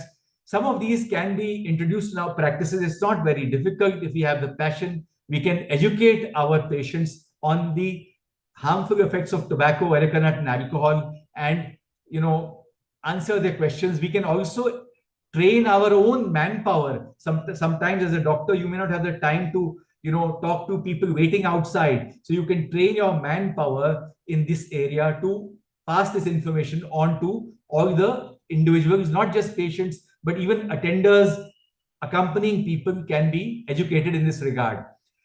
Okay, and the emphasis has to be on the early recognition of signs and symptoms of the OPMDs and oral cancer, and how to conduct the oral self-examination. We have to teach them how to examine their mouth. One novel approach could be what I refer to as wrapper check method, where under CSR initiatives, big companies are mandated to spend at least 2% of their average net profit of the preceding 3 years as a part of their CSR responsibility. This is mandated under Section 135 of the Companies Act 2013. Now, this Companies Act, this section, this is unique to India. We have this unique opportunity. No other country today in the world has such an initiative in CSR as we have in India. We should use this to our benefit. So one novel approach could be, we can incentivize individuals with tobacco use habit to undergo professional oral examination free of cost. We don't charge them anything. And we can also offer them oral hygiene procedures at predetermined subsidized rates by just if the patient produces a wrapper of his BD or cigarette or the smokeless tobacco, and such a project funded by the CSR initiative, overseen by, say, the IDA, with involvement of body like the IOMR, can be very successful. That is my conviction. Now, if I just put into perspective what are the main sort of corporates which contribute to the CSR activity. Now, here we are. We have 1, 2, 3, 4, 5, 6, 7, 8, 9, 10. In these 9, 10, I don't see any tobacco company. So where does ITC stand? ITC has more than 70% of tobacco business in India, and ITC is at number 11. So it is time that all of us use our good offices with ITC and with other companies to up their contribution to this CSR initiative. Main drawback with this individual approach is that you're only targeting very small size of population or very few people, and the conversion to a favorable behavioral modification cannot be always assessed by follow-up. So this approach is good, it is satisfying, but it is not going to make a big change in the national scenario. So when we talk about the national scenario, community approaches are very important, and I think that in the long term, the one most important approach is a school health program with curricular modifications, which have to be brought in by the government, as we did for crackers, as we have done for, say, plastics. We need to educate in the schools by making curricular changes, by showing them what a tobacco plant, what an innocuous plant it is, but what harm it can cause to the mouth and to the other organs of the body. And we also need to, at the community level, go to old age homes, go to factories, media manufacturing units, maybe bus drivers. I see a lot of Uber Ola drivers who are, using smokeless tobacco because they can't smoke in their taxis. They actually open their doors and spit out, and we can actually target these communities. The Asha Anganwadi workers need to be trained through dental colleges in educating the community at large, and this small group approaches in even various offices will be useful if we get working on these areas through our academic professional bodies. So we have the World Cancer Day on the 4th of February. We have the World Oral Health Day on the 20th of March. These are all occasions for us to further reinforce our commitment in this direction. So at the population level, we have various approaches. Now, most of the mass media approaches, they require support from the government. And one of the sort of positive things which has happened is that the surface area, the pictorial graphic marking, has increased from 40 to 85% on cigarettes and other forms of combustible tobacco. But unfortunately, smokeless tobacco is not so well regulated. So the role of the government, the private sector, and the academic bodies are all important.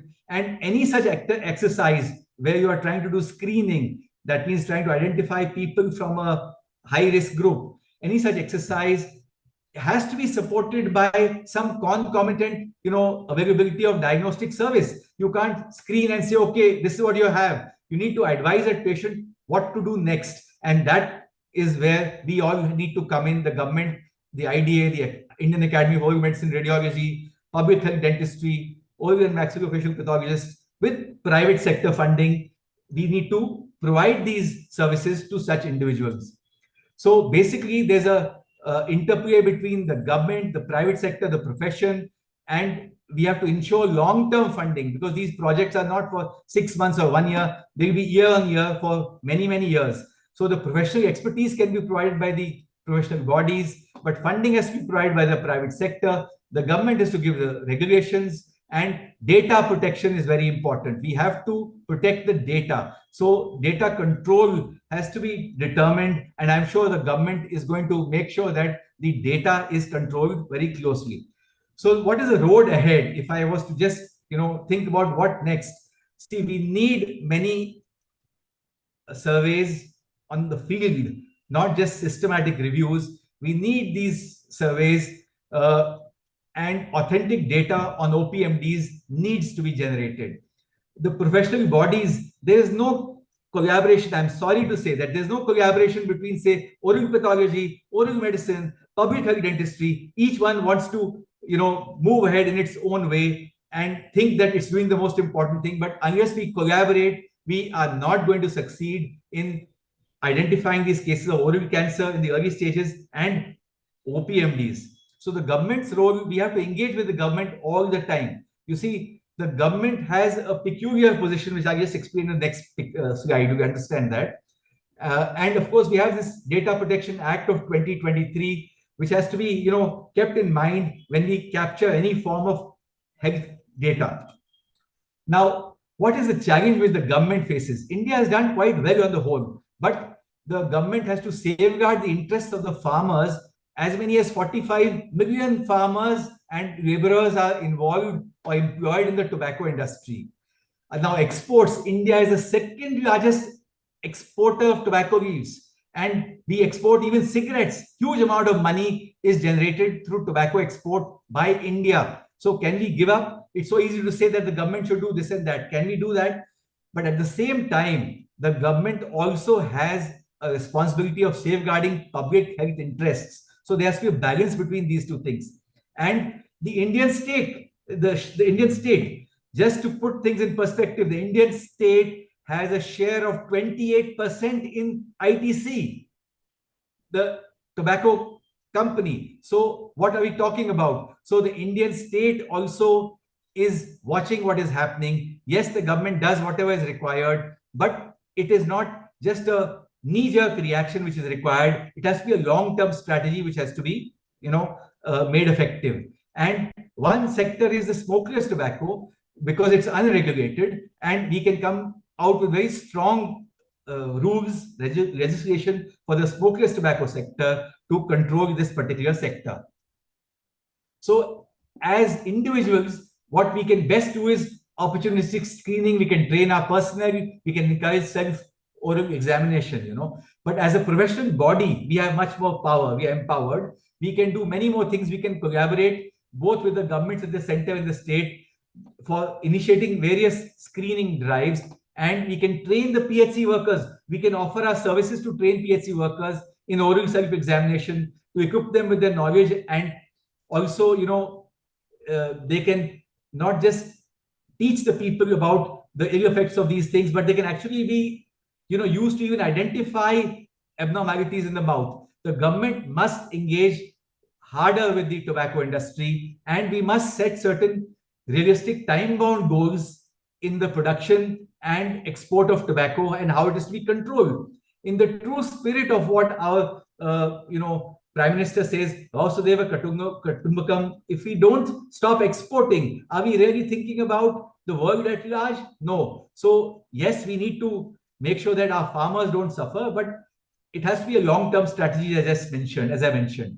Okay, and one thing, of course, is that any newer form of tobacco, such as nicotine pouches, which are trying to be introduced by the tobacco companies, they have to be stopped at this stage. After their introduction, we have to go back to the courts and seek, some relief from there, which is not possible. So I would just, end my presentation by saying that we can all in some way contribute to this exercise, whether as individuals, whether at, as professional bodies, or whether it is the government, or whether it is, the state or the center. We all have a certain role in this exercise, and we must do our bit. Unless we do that, oral cancer cannot be controlled. We cannot prevent these OPMDs from occurring in our population. Thank you, and Jai Hind. Thank you so much to the organizers for this opportunity. Thank you. I'm open to questions if there's anything.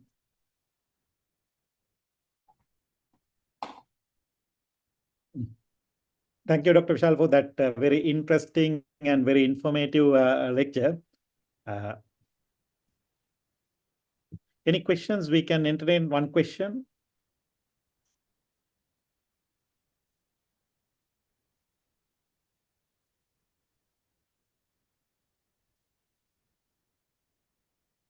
As there are no questions and we are running short of time, thank you again for your excellent presentation and taking your valuable time and sharing your experience with the participants.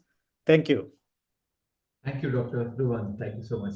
Yeah. So we'll move to the next presentation, which will be given by Professor Nadine Jayasuriya from Sri Lanka. And I'm privileged to introduce Professor Nadine Jayasuriya, who is a fellow colleague in my faculty as well as a very good friend of mine. Professor Nadine Jayasuriya is currently working as the professor in oral surgery, oral and maxillofacial surgery, and he's a specialist in oral and maxillofacial surgery, as well as he is the current head of the Department of Oral and Maxillofacial Surgery in the Faculty of Dental Sciences, University of Peradeniya, Sri Lanka.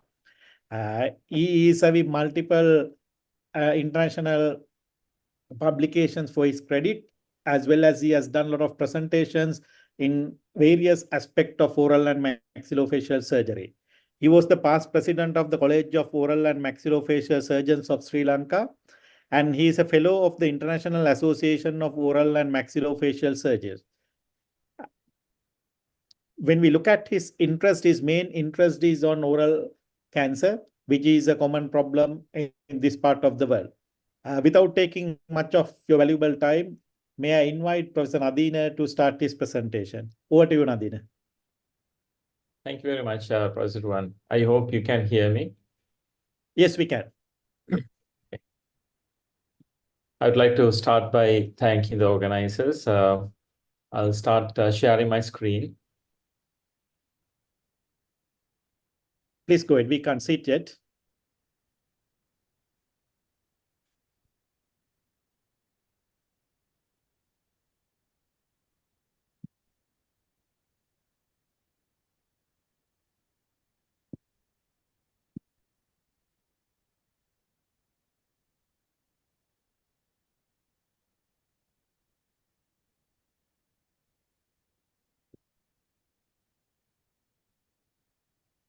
Small technical issue. Give me 2 minutes, please.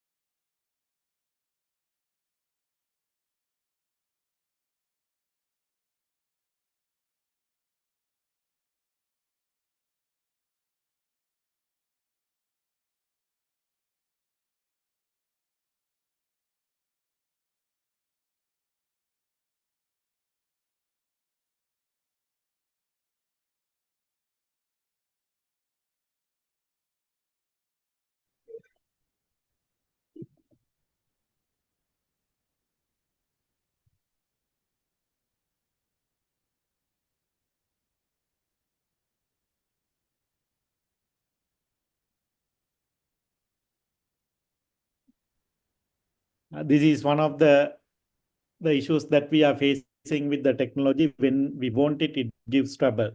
So Professor Nadine is having a little bit of an issue with the, then give us another 1 minute.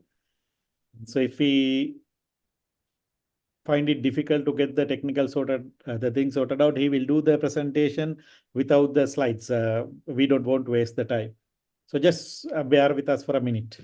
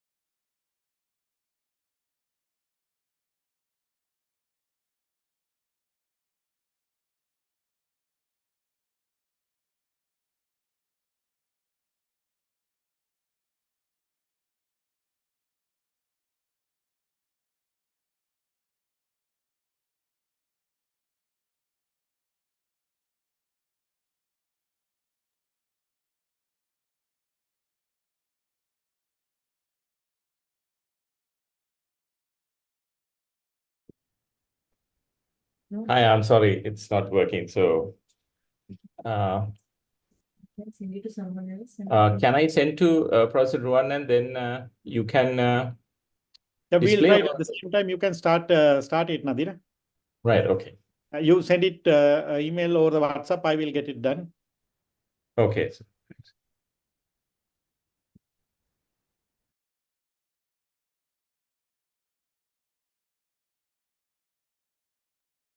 Okay, so yes, I'm very sorry about this. So I'm from Sri Lanka, Peradeniya University.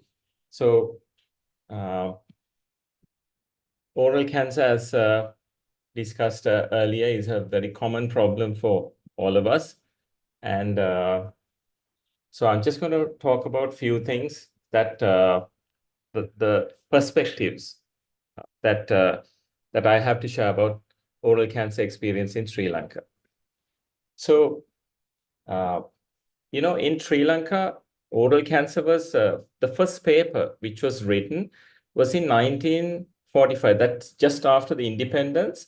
The first paper was published by a British author, and he has mentioned that oral cancer was still one of the most important cancers at that time. That is long time back. And the interesting thing was at that time, betel chewing was not related to oral cancer. That was not showing a statistical or relationship. So most likely that could have been the time where smoking would have been a part of it. But betel chewing and cancer was not a part at that time. But when we look at today, You know that like in the other Asian countries here, in Sri Lanka, oral cancer is number 2 for both males and females when we take together. And in males, it is number 1. So this is a big challenge, so which we couldn't defeat from 1995, since long time back, but still it is the same thing. I heard one of the speakers saying that we cannot stop this disease and we cannot control it, but it tends to come again and again. So this is the biggest challenge that we have in our country as well. But this education, trying to screen OPMDs, these have worked to a certain degree. So now we see, fortunately, there's a small decline. So we see a 1.9% decline in oral cancer incidence at this time in the country. So maybe it is working. Maybe that efforts to prevent are working in some way, but that is not very significant, but still we see a small decline. So that is very positive if we look in the as in that aspect. Like in India and other Asian countries, betel quid chewing is the most important factor in Sri Lanka as well. But we have seen that oral cancer is again mostly in the poor socioeconomical the group who are malnourished and also having a lot of other comorbidities. So these are the trends that I think all our countries share. The thing is that these people, 80% of the people that use oral cancer, they know that oral cancer is caused by betel quid. So these are shown in statistics studies, but they continue to chew betel. And personally, I have asked all the patients who come to my clinic whether their relatives, do they chew betel? These are the patients who have had surgeries, mutilating cancer surgeries, reconstruction. So obviously, when you look at them, you see there is a big, their quality of life has significantly reduced because of this disease. But still, when you ask these patients and their relatives, they still continue to chew betel. Because some say that, it happens to him, it will not happen to me. So that is the kind of mentality that these patients are having.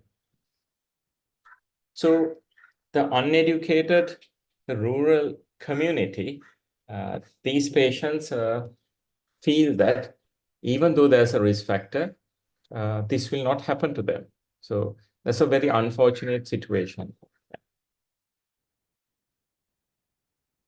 In Sri Lanka, we have an indigenous group of people called the Vaddas.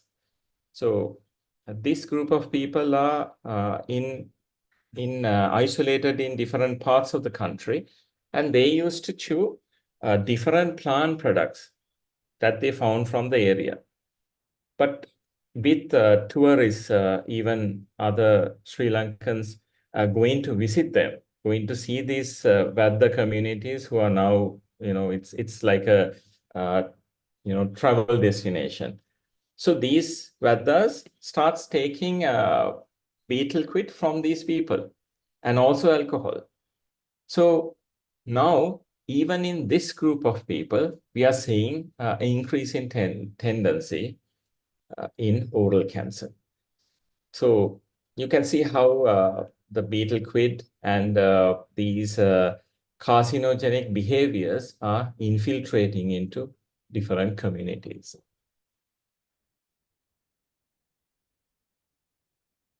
There's this interesting study where it showed that a certain type of gene depletion reduce oral cancer risk in betel quid chewers. This was a study done in Sri Lanka by a Japanese team and one of the Sri Lankan collaborators. So maybe that is the reason that I'm sure that you have also seen, there are people who chew betel all the time, but they don't have oral submucous fibrosis or they don't get oral cancer.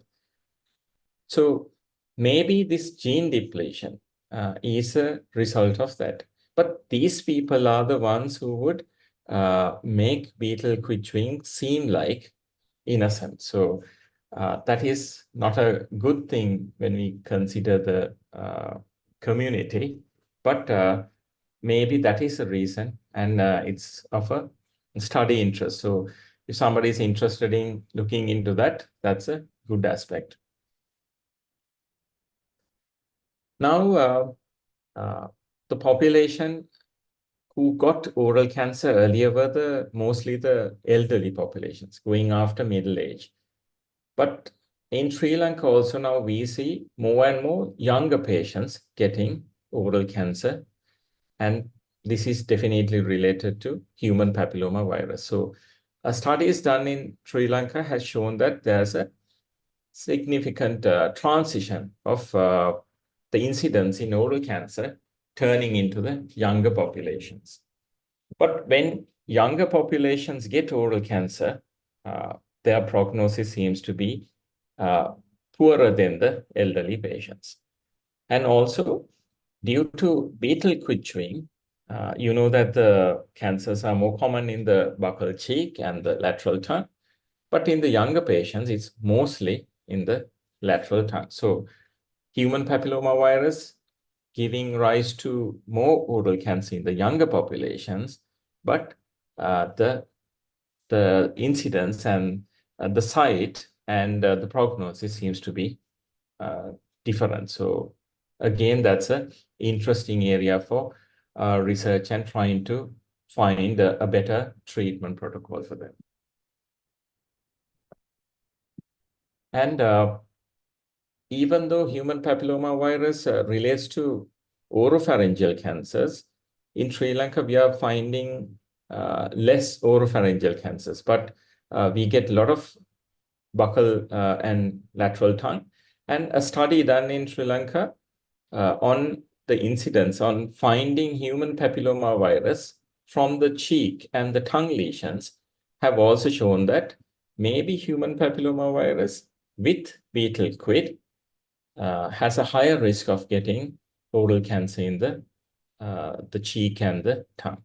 So the oropharyngeal area, it can happen, but not very common in Sri Lanka.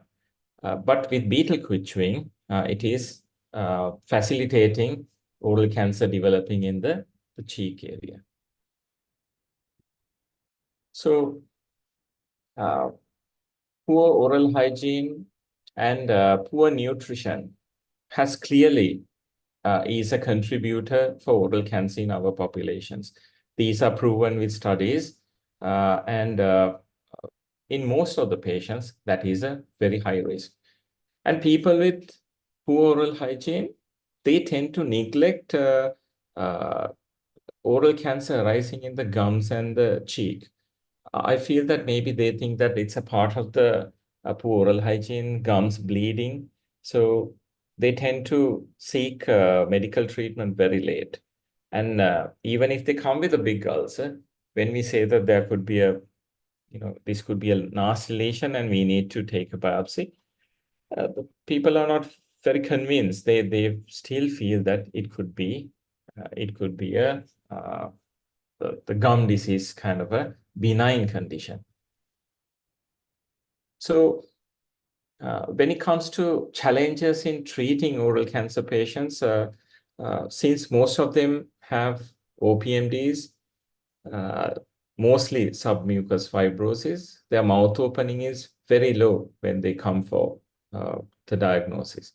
So usually what we do is put the patient under general anesthesia, examine the oral cavity, examine the primary lesion, and then take biopsy. So that's a usual protocol. But when the patient can't open the mouth, it's a big issue because intubation is very difficult. And for the biopsy purpose, you can't, decide on a tracheostomy tube. So fiber optic intubation and then somehow managing to feel the lesion posteriorly, get an idea of the extensions, and then plan the surgery. This is very difficult. So that is also a big challenge that we face with managing the common oral cancer with oral submucous fibrosis. Most of the patients present late. They don't come early because one thing is the poor people, they work for a daily wage, and they somehow manage to stay with the lesion until it's very late. But the younger population and people who are from the affluent backgrounds, fortunately, they tend to come at a little bit earlier stage in oral cancer. So I feel that in my experience, mostly the poor socioeconomical group is the one which is presenting with more advanced disease in our context. Another interesting thing in Sri Lanka is that we find less neck metastasis in these advanced cancers. So one study published in one of our research group have published, it showed that the incidence of neck metastasis, even in stage 3 and 4 cancers, were 40% less than the other communities.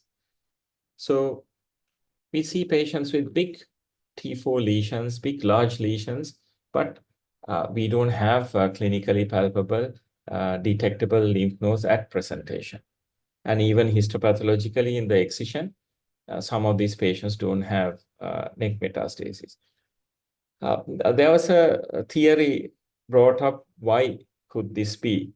So one theory is that oral submucous fibrosis, which causes fibrosis of the primary cancer environment, maybe that is restricting the tumor metastatizing to the neck lymphatics. So if this is true, it should be the same in other Asian countries as well. It's an interesting area because for you to look into your population and see whether you also find similar trends.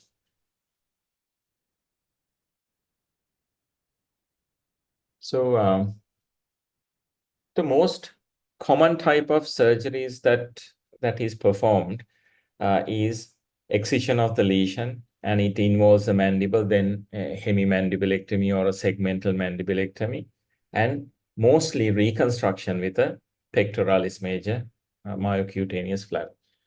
This is the most common type of flap used in Sri Lanka, and the reconstruction doesn't happen for every patient because the patient load is very high. We have fewer number of maxillofacial surgeons and centers, so we find it very difficult to treat patients with microvascular flaps. Now in Peradeniya, I'm fortunate that we perform radial forearm and fibula kind of free flaps, but again, we can't give that to every patient. So trying to reconstruct with a reconstruction plate and pectoralis major flap, these are the more common types that we see. So you can imagine these patients have a poor quality of life based on the reconstructive method. So the large flap tends to bring the tissues down, as well as the poorly reconstructed mandibles tend to deviate to a side. So these are complications that patients face. We see this day to day, but unable to manage in the best way for most patients. Another interesting flap that we use for recurrent disease is the contralateral pec major flap. So I've seen this many articles from Indian publishers as well, surgeons. And after seeing that, we too started doing the contralateral pec major to reconstruct defects where where there's a recurrence, and we have already used the ipsilateral pec major flap. So that is very good and can use up to the cheek defects and intraoral defects. So that's also another flap that we do because latissimus dorsi is a good flap, but then we need to position the patient in a different way. But contralateral pectoralis major seems to be a good option in these patients. For smaller defects where we can't do a radial forearm free flap, then we tend to go for submental island flap in T1, T2 kind of lesions where the neck is negative.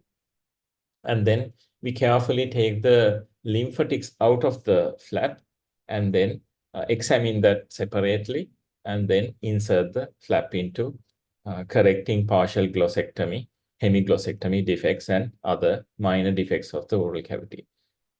Another flap that is commonly used for smaller defects is the platysma flap. Platysma flap is also very useful flap, which can give nice pliable tissues to reconstruct the tongue and the cheek areas and floor the mouth. So these are the flaps that we commonly use apart from the microvascular flaps. And another interesting fact about neck dissections and the incidence of metastasis, we conducted a study, we repeated the study to see whether the level 5 needs to be dissected in patients with even positive neck nodes. So in this, we agree with the common understanding that if the neck level is less than N2B, then we don't need to go and do the level 5. So even if the neck is positive in a level 1, 2 area, if the neck nodes are smaller, sometimes we don't go and dissect the level 5. Because you know that level 5 can give more comorbidities, and just because we dissect that area, it doesn't improve the morbidity and mortality of the patient. But in the same study, we found that people with extracapsular spread of the lymph nodes and people who have positive nodes in the level 3 area, they have a higher tendency to have the level 5 positive. So again, if a patient comes with a positive neck, if it's less than N2B, and if they have extracapsular invasion, and if the level 3 is positive, then doing level 5 is justified. So we have wound complications like everywhere. And another big problem in my ward is that we get a lot of Pseudomonas infections causing wound breakdown, and you know that they get the green pus coming out. So this is again a big challenge because we have a lot of cancer patients with poor hygiene, poor nutrition, wound breaking down. So the infection can spread from one patient to another. So something that we found useful was the use of bee honey dressings to get rid of the infections and also to get the wound granulating. We take very pure type of bee honey that is not mixed with sugar, and then we apply as a gauze dressing into the wound area. And sometimes when there's a orocutaneous fistula, we pour bee honey. We ask the patient to keep bee honey in the mouth so that it will drip down the neck into the wound. And we have seen that the wound granulates and then the orocutaneous fistula gets repaired. So bee honey dressings have worked like magic for us, and we are doing that in our daily practice. Another thing is distant metastasis we hardly see in patients with oral cancer. You know that oral cancer mostly spread to the locoregional regions, and that is the cause of the patient's death. Either a large blood vessel would rupture, or else the recurrence in the primary site makes the patient very disabled, cannot eat, and that would make the patient eventually pass away with the disease. So in my practice, I have seen only 4 patients who have had significant distant metastasis. And they include scalp lesions and then a condition called lymphangitis carcinomatosis. That means a lymphatic spread to the lungs and also hematogenic or spread to the lungs as well as the bones. So these are not very commonly seen in cancer patients because they die mostly before the distant metastasis becomes significant. There are studies published internationally. I remember one study where they have done the autopsy of patients with oral cancer who passed away, and they have found clinically non-symptomatic distant metastasis in most of the people. So what is happening is that the patients get distant metastasis, but before that becomes clinically significant, I think they pass from the locoregional disease.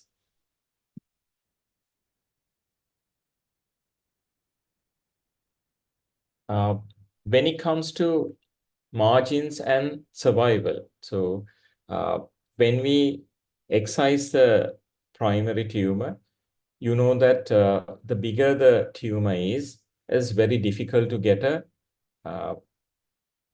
get a clear margin, because large tumors are very difficult to reach. Sometimes we can't determine the 3-dimensional dissection. So in such patients, there is a tendency to have positive margins in the primary excision. So studies that we have, when we studied our samples, we have seen that the most common margin to get close or involved is the deep margin and also the posterior margins. So knowing that, understanding that the deep margin can get close, so we take particular care in the primary excision. And I remember an article where it showed that if you have a large tongue lesion, the authors describe cutting the tongue lesion in the middle so that you can see the depth of the tumor inside the tongue. So when you have the tongue lesion, you cut in the middle, and then you can get 1 centimeter in the depth when you do that. So that is also something that we practice when we get a bigger lesion in the tongue, because that is an area where you can commonly get close margins. And if you do tongue lesion excisions, you'll see these patients can have a larger number of patients can have deep margins. So, but those who have close margins, when we compare with the people who have complete excision margins, those who have close margins, if they go through radiotherapy and chemotherapy, their mortality rates are not significantly less than the people who have a complete excision. So I'm just going to repeat that again. When somebody gets a close margin, let's say 3 millimeters in the posterior margin, if those patients undergo chemoradiotherapy post-surgically, their survival can be improved to a level as if we have had a clear margin. But this doesn't apply to positive margins. When the margin becomes positive, the prognosis is poor. That is shown in almost all the studies, and we too have seen similar results. Another aspect that we face is that as soon as the patient recovers from the surgical wounds, we need to give the patient post-operative radiotherapy. So when the multidisciplinary team has decided that the patient needs radiotherapy, it is usually given before 6 weeks. But because of a large waiting list, most of the time the radiotherapy machines are not working in some hospitals. There's a big backlog. So we found that most of our patients are getting delayed than 6 weeks to get their radiotherapy. So then we did a study on their survival. The group was not very big, but it was a pilot study. And even though a delay was seen over 6 weeks, there was no statistically significant recurrence rate when it was delayed to up to 6 weeks. So initially, immediate radiotherapy could not be given because they had to wait a long time. Some patients have wound breakdown and longer time to heal, and then others have to wait in the waiting list. So finally, the time of commencing the radiotherapy was not seen significantly affecting these patients. But I think that is another area that we need to look into. And in your practice, if there's a bigger sample and if there's a big, waiting list, there's a difference in that, I think that would be interesting to look into. The palliative care aspect in Sri Lanka is not very developed, and that is something that is currently getting more attention, and that is something that we need to grow. Yeah, I will stop here, and I really want to apologize for this technical issue. And I'm happy to share my slides through Professor Ruwan to all the participants here. And again, extremely sorry. Thank you very much.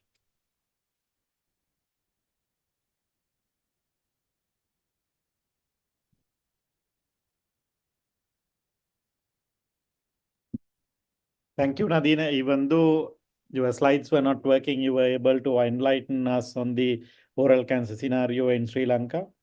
If there is any question, we can allow one question.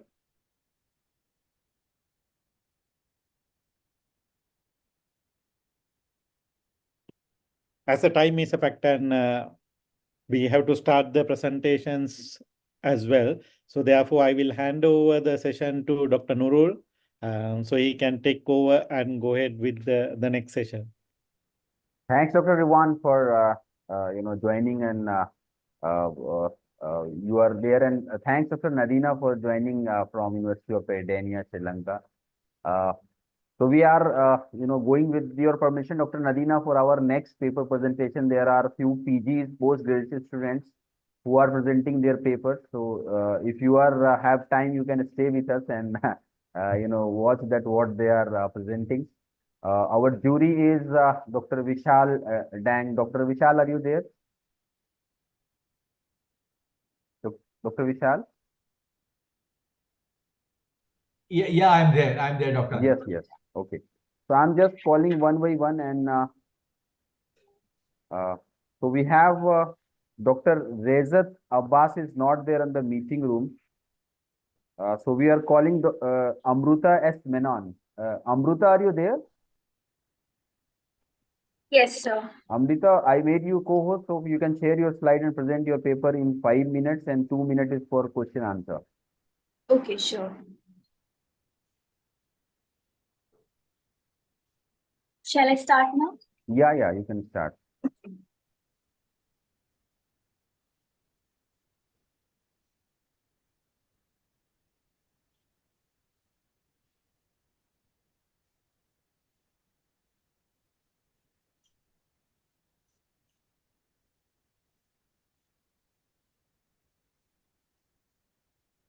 Hope my slide is visible. Yeah, it's visible. Okay. Shall I start? Yeah, please start. Good evening to one and all, respected chairman, dignitaries, and my dear colleagues. Today I'm here to present a paper on the topic Precision Beyond Perception, the role of AI in transforming oral cancer and diagnosis and treatment. Artificial intelligence, or AI, is not an unfamiliar term to each and every one of us. AI, in simpler terms, is a software which can emulate the human behavior in a way that the humans can understand and respond to the computer. Having said that, it is still far stretched from reality to even imagine an AI depicting whatever a human does, but it should also not deviate us from the fact that we all might be using AI in our day-to-day life, like Siri, Alexa, Google Assistant, ChatGPT, etc. Oral cancer is the sixth most common malignancy worldwide, and a crucial factor in providing successful treatment is the early detection. The early diagnosis can increase the survival rate by 70 to 90%. And this is where AI comes into play. The potential of AI to improve the efficiency of oral cancer screening is the reason for its implementation in oncology, and today we are here to discuss that. The history or the timeline of AI. In 1950, the Turing test was done, or it is also called the imitation game, done by the Alan Turing, which depicted that the machines have a human-like intelligence. In 1956, John McCarthy coined the term artificial intelligence. In 1967, ELIZA was introduced, which was an early natural language processing program. And in computer-based model of human teeth with CAM was introduced in 1990, which was a breakthrough of AI into dentistry. And in 2007, the machine learning analyzed the dental radiograph. Key aspects of AI. The AI includes machine learning, deep learning, and neural network. Machine learning is one which analyzes and interprets whatever the data they consume. Deep learning is where they interprets the complex text, the images, the voices, the speech, etc., to give accurate insights and predictions. And neural network, from the word itself, it is an algorithm which is inspired from the human brain. The applications of AI in general can be diagnosis, decision-making, treatment planning, and prediction of treatment outcomes. If we come specifically to the application of AI in diagnosis and treatment of oral cancer, it can be divided as the screening and detection, prediction of oral cancer, as well as the oral cancer management. Coming to the oral cancer screening and detection, it helps in early diagnosis, detection and classification of the cancerous lesion, as well as interpretation of it from the normal mucosa, precancerous, as well as the cancerous lesion.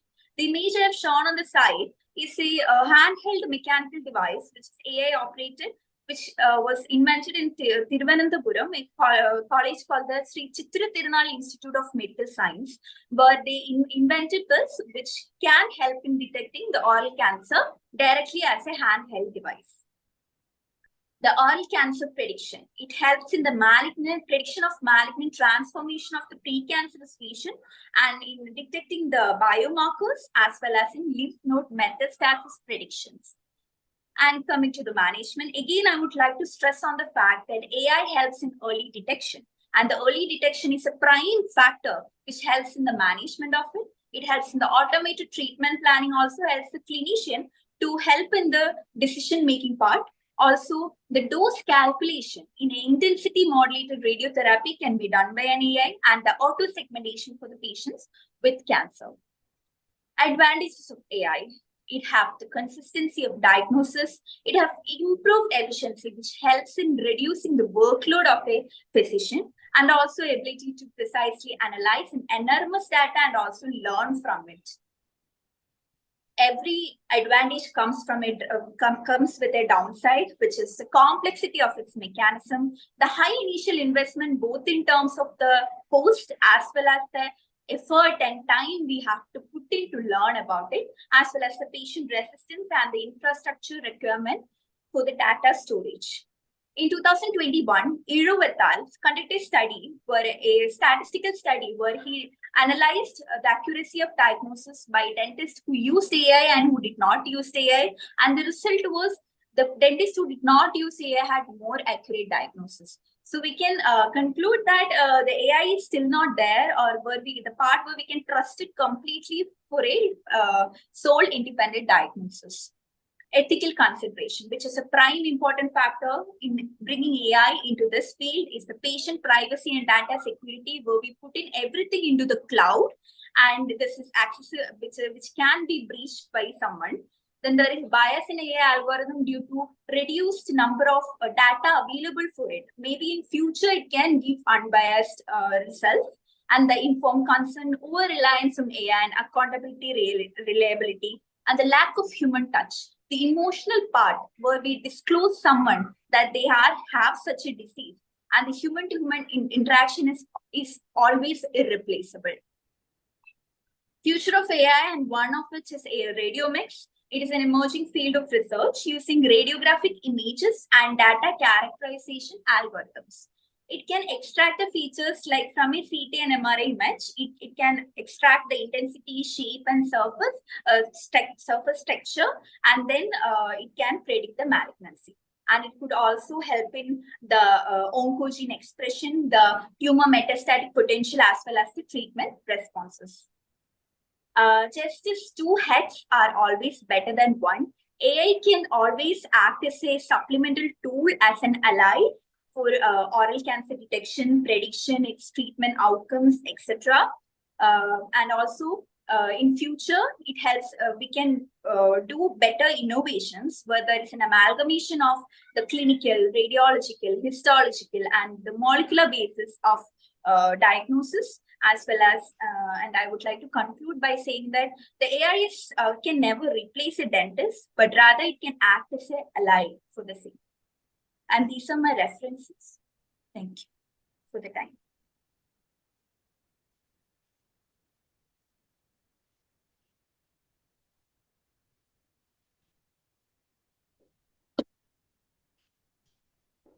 Yeah, Dr. Vishal, any question? Yeah, okay. So, Dr. Amrita, thank you for your presentation. Can you enlighten us about the different types of AI tools now? I'm not talking of the software, the hardware approaches which have been used in the early diagnosis of oral cancer. Yeah, sure, sir. One would be the one I have showed already, the oral cancer handheld device. It's called SASCAN, which can help in prediction of the oral cancer. And also there is the smartphone probe is available, which is also which can even reach into the intraoral parts which is inaccessible, or where there is not clearly evident to the human eye, and this can also be carried around even in the remote areas where there is inaccessibility to them for the diagnosis, early detection, etc. Dr. Amrita, I'm asking about the physics of that device. What is that device which you are talking about? The handheld probe, what type of a light is used? What type of wavelength is used? Is it an OCT device? That's what I want to know from you. It is using deep neural networks in it, through which it can predict the lesion and detect any abnormalities. First, we input the normality into it, and then from that, they can detect any abnormality for the same. I think I'm not able to explain to you. What is the device which is capturing the image? How does that device work? What type of an image is it? Convoluted neural network devices, not sure. That is the AI part, right? Can Okay. I mean, even my phone camera is a device. I capture image, right? Yes. I use optical coherence tomography. I capture an image because the challenge in oral cancer diagnosis is that you have to capture the depth of the lesion, Yes, yes. not just the extent of the lesion. So that's why I'm asking the various devices which have been used along with AI to capture the image in all its diagnostic potential. Basically, that's my question. CT, MRI, are you, is Not that MRI. No. Not CT okay. and is that what you are implying? CT, MRI is also an adjunct for the same? Okay, I think we don't have that much time, but there's a Sorry if I'm not able to just for answer your, that just, one. yeah, there's just you must read an article which is by the group run by Dr. Kuriakose, where they Okay. have, yeah, you must read. There are two articles they have come out with big, yeah, they have used an OCT device which is cost effective, and they have a very high sensitivity and specificity rate in that device. So you need to actually, the AI part is software. Software, you and I are not experts, but what type of image we want to get from the mouth is what we can actually contribute, and then we can try out these devices. So you need to explore the various types of devices because they are AI formulas based on simple phone images, mobile phone images, which are absolutely useless. They are actually misguiding the people. So we need Yeah. to understand which type of AI handheld device should be used for diagnosis of oral cancer. Okay. Sure, sir. I'll read the same.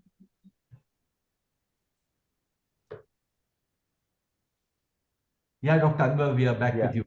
Yeah. Shall we move to the next presenter? Dr. Dang, shall I move to with your permission? Please, yes, please. Yeah. So we have the next presenter, Dr. Rezat Abbas. He was actually scheduled to present before Dr. Amruta, but somehow he was not there. Dr. Rezat, you are there. I made you a co-host. You can share your slide and give your brief introduction, and you will start your presentation. Thank you, sir. Sir, I apologize for that thing. So I am going to share my screen.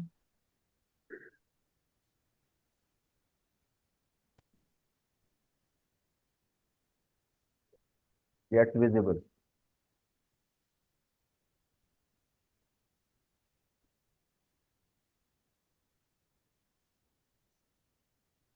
Is it visible, sir? Yeah, it's visible. Yeah, go ahead. Good evening, everyone. So today I am going to discuss about the saliva's role in determining the risk of oral progression from oral potentially malignant disorder to the oral cancer. So, among the oral cancers, oral squamous cell carcinoma represent about 90% of oral cavity cancers. It was defined by J.J. Pinborg as a malignant epithelial neoplasm exhibiting squamous differentiation as characterized by formation of keratin and presence of intracellular bridges. It is the sixth most common cancer in the world and represents 45% of Indian cancers. It is associated with significant morbidity, mortality, and an aggregate survival rate of less than 50%. So etiological factors being varied, the most common being tobacco in the form of smoke and smokeless, like cigarette, BD, bitter gourd, etc. Alcohol and high potential viruses, most commonly being HPV. Then nutritional deficiency, vitamins and iron.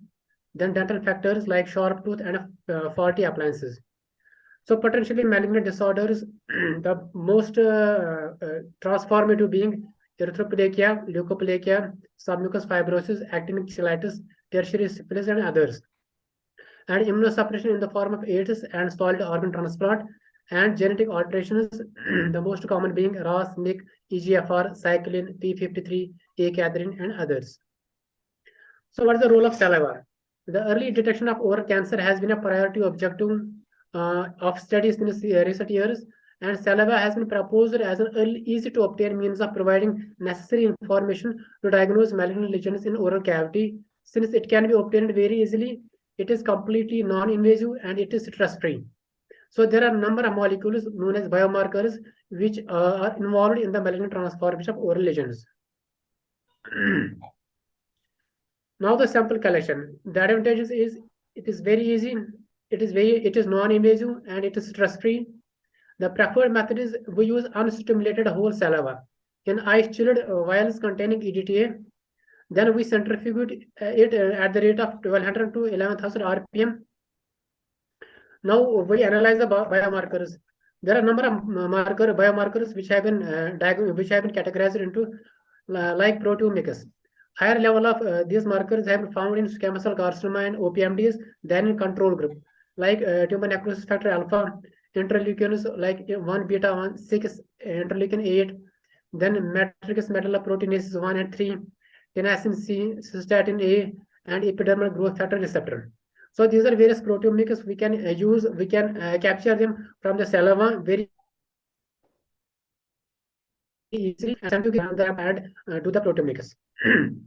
Now metabolomics. More than 100 metabolites have been described to show alteration with the malignant progression to cancer, from OPMDs to the cancer, like choline, carnitine, sialic acid, histidine, polyamines, picoleic acid. So various volatile organic compounds like octanol, heptanoic acid, nonanoic acid, they have been found to get increased from normal to the cancer. Now genetic biomarkers. First of all, the messenger RNA can be isolated in the saliva, and it can verify increase or decrease of mRNA transcripts in patients with OSCC. So mRNAs has been found to be get increased in case of oral cancer. Now second is the monoamine oxidase B, then collagen type 3, and stereogenesis and planar polarity effector 1. They have been analyzed in patients with OSCC, especially in patients with the potentially malignant disorders like leukopenia and lichen planus. Now microRNAs, these are short, small fragments of RNAs. They are involved in the regulation of various physiological processes. They play an important role in progression, sensitively erratic gene expression at a post-transcription level, and intervening in the process of growth, apoptosis, differentiation, and motility. So these have been proposed as a possible biomarkers for the oral cancer. Now epigenetic changes in the DNA, like DNA methylation, can be found also in the saliva. Besides in the tissue, it can be found in the saliva. So these have been found to be increased substantially in OSCC as compared to the controls. But there are some limitations of the biomarkers because there is lack of standardization in the management of samples with the collection factor, processing factor, and the storage factor. So to conclude, oral squamous cell carcinoma is one of the deadliest cancers and imposes a heavy burden on countries. But if it is caught early and treated properly, it can be cured. The exploration and utilization of salivary markers are the boons in the field of health sciences. Despite the limitations, salivary biomarkers constitute a promising new prognostic and diagnostic tool. So these are my references. Thank you.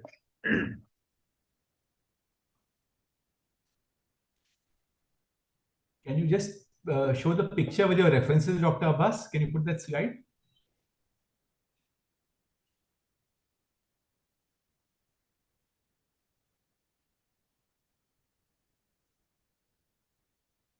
Okay, thank you.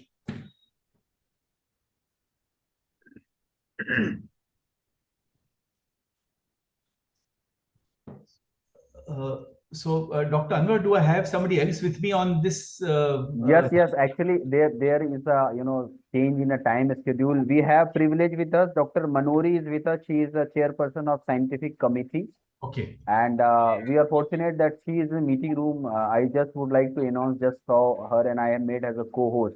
So Dr. Manori Jaisinghe is there in the meeting room. She has shortlisted these papers actually. We get say 100 papers. Out of this, we have shortlisted these 7-8 papers. So Dr. Manori, can you unmute and you can join Dr. Vishal as a jury of this paper presentation of PG.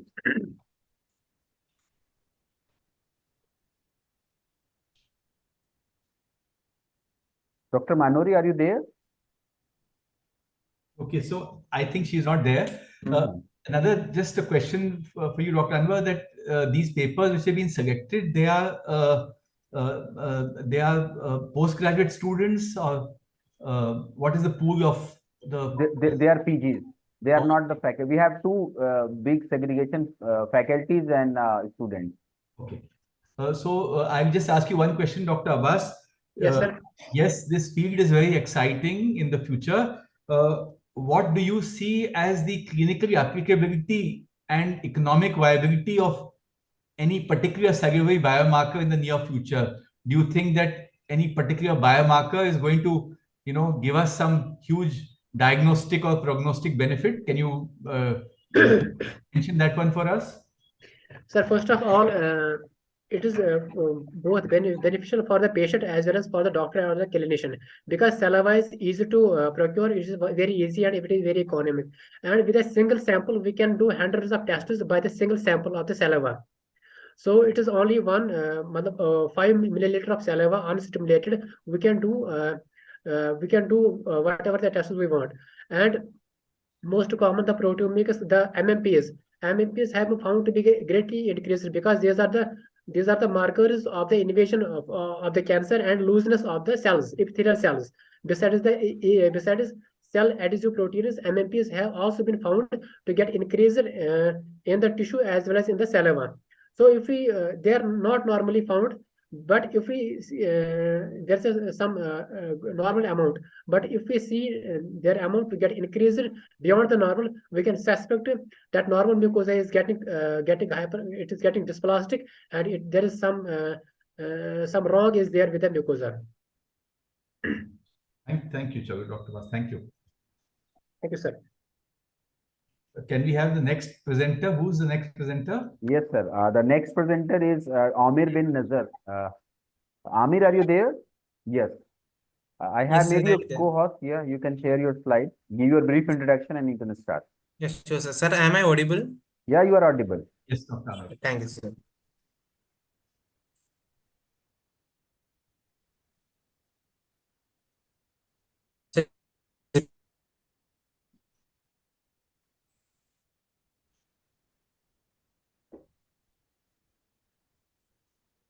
Yes, sir. Is my screen visible, sir? Yeah, it's visible.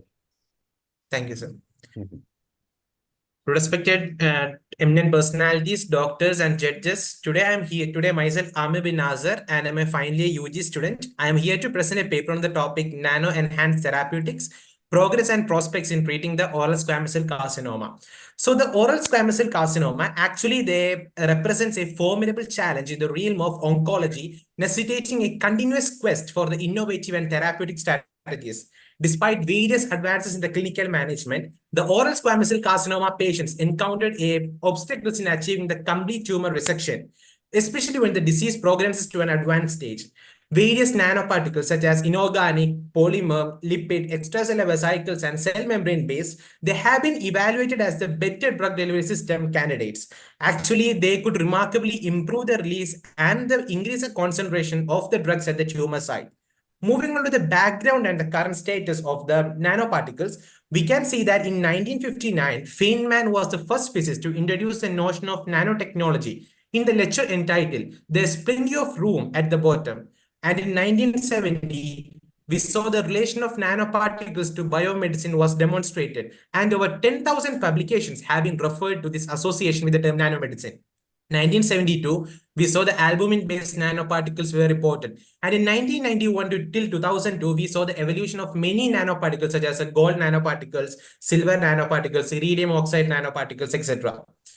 Moving on to the properties of nanoparticles, we can see that the nanoparticles are small in size, so they have a large surface area. This large surface area is enough for their increased drug loading, making nanoparticles an efficient carrier for their drug delivery. The next is a biocompatibility and stability. Biocompatible nanoparticles they can circulate in the bloodstream without triggering an immune response. Nanoparticles, they contribute to the stability of the encapsulated drugs, they protect them from the degradation. While next we have the controlled drug release. Controlled release can be triggered by specific conditions such as acidic environment of the tumors or the temperature changes or the presence of certain enzymes. And the other is that targeted drug delivery. Functionalizing nanoparticle, they actually surfaces with the ligands, enable them to interact selectively with the receptors overexpressed on the cancer cells. And the improved bioavailability, actually the nanoparticles are of small size, so they facilitate rapid absorption, distribution, and the cellular uptake. Moving on to the mechanism of action of nanoparticles, we can see from the figure that the anti-cancer drug is loaded into the nanoparticle, and the surface of the nanoparticle is engineered with some cell-specific ligand that can recognize the target cancerous cell. The engineered nanoparticles then localize and bind to the receptor found on the cancer cell, thereby resulting in internalization of the nanoparticles by the term called endocytosis. Inside the cancerous cell, the nanoparticles undergo endosomal escape, which led to the release of the drug for the cytolytic activity, which causes the death of the cell. Moving on, exploring the nanoparticles, we can see that we have various categories of nanoparticles, such as a polymeric nanoparticle. For example, we have chitosan-based nanoparticles or the polymeric micelles. In lipid-based nanoparticles, we have some liposomes, micelles, and solid lipid nanoparticles. The recent research has demonstrated the enough potential for the inorganic nanoparticles, such as the gold nanoparticles, silver nanoparticles, silica, zinc oxide nanoparticles. We have various other nanoparticles, such as nucleic acid nanostructures, niosome nanocapsules have been applied to form the nano drug delivery system to the oral cancer therapy. The challenges and the future directions.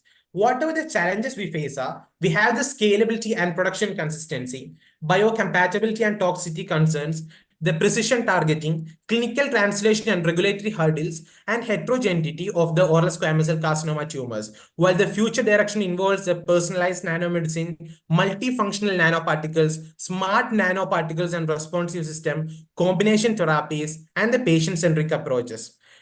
Moving on to the conclusion, I would like to say that the exploration of nano-enhanced therapeutics, they present a promising frontier in the comprehensive management of oral squamous cell carcinoma.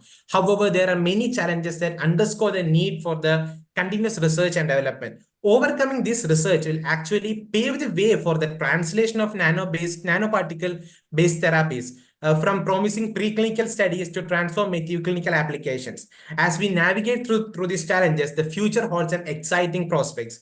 By harnessing the capabilities of nanoparticle, we can actually aspire to redefine the standard care of oral squamous cell carcinoma, offering patients not only an enhanced therapeutic outcome, but also a renewed sense of hope in the fight against this formidable disease. That was all my presentation, and here are my references which I have referred for the review of this paper. Thank you so much, sir.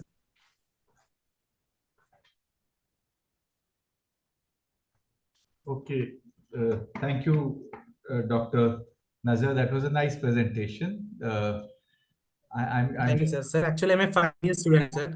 Yeah. So I'm happy that you are taking so much of interest as a final year UG student, and I'm sure that you will go ahead with some future research in your masters and maybe bring out something more for the profession. Huh? Thanks.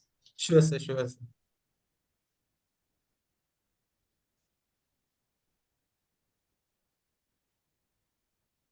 Next, can we have the next one, Dr. Anwar? Yeah, the graphics, they are nice, excellent. Thank you. Should we move on to the next presenter, Dr. Vishal? Yes, Dr. Anwar. Yes, we should move on. Yes, okay. So we have the next presenter, Kashyap M. Girdhaya. Kashyap?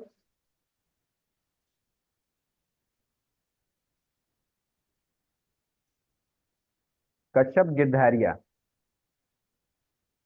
I have made you a co-host. Okay. He might have faced me. Yes, yeah, he is there.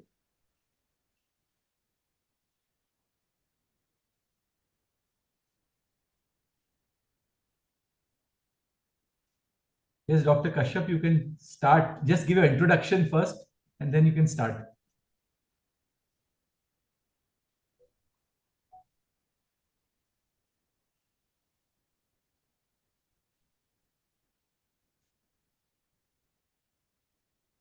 Yeah, please start. Unmute yourself. Please unmute and start your presentation. Share your slide, give your brief introduction.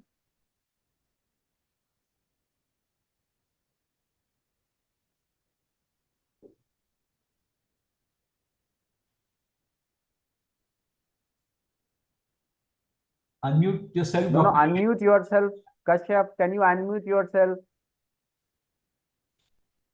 bottom you have just, yeah. Yeah. Good evening, everyone. Myself, Dr. Kashyap, OMFS resident from Narsibhai Patel Dental College, Sakarchand Patel University, Visnagar.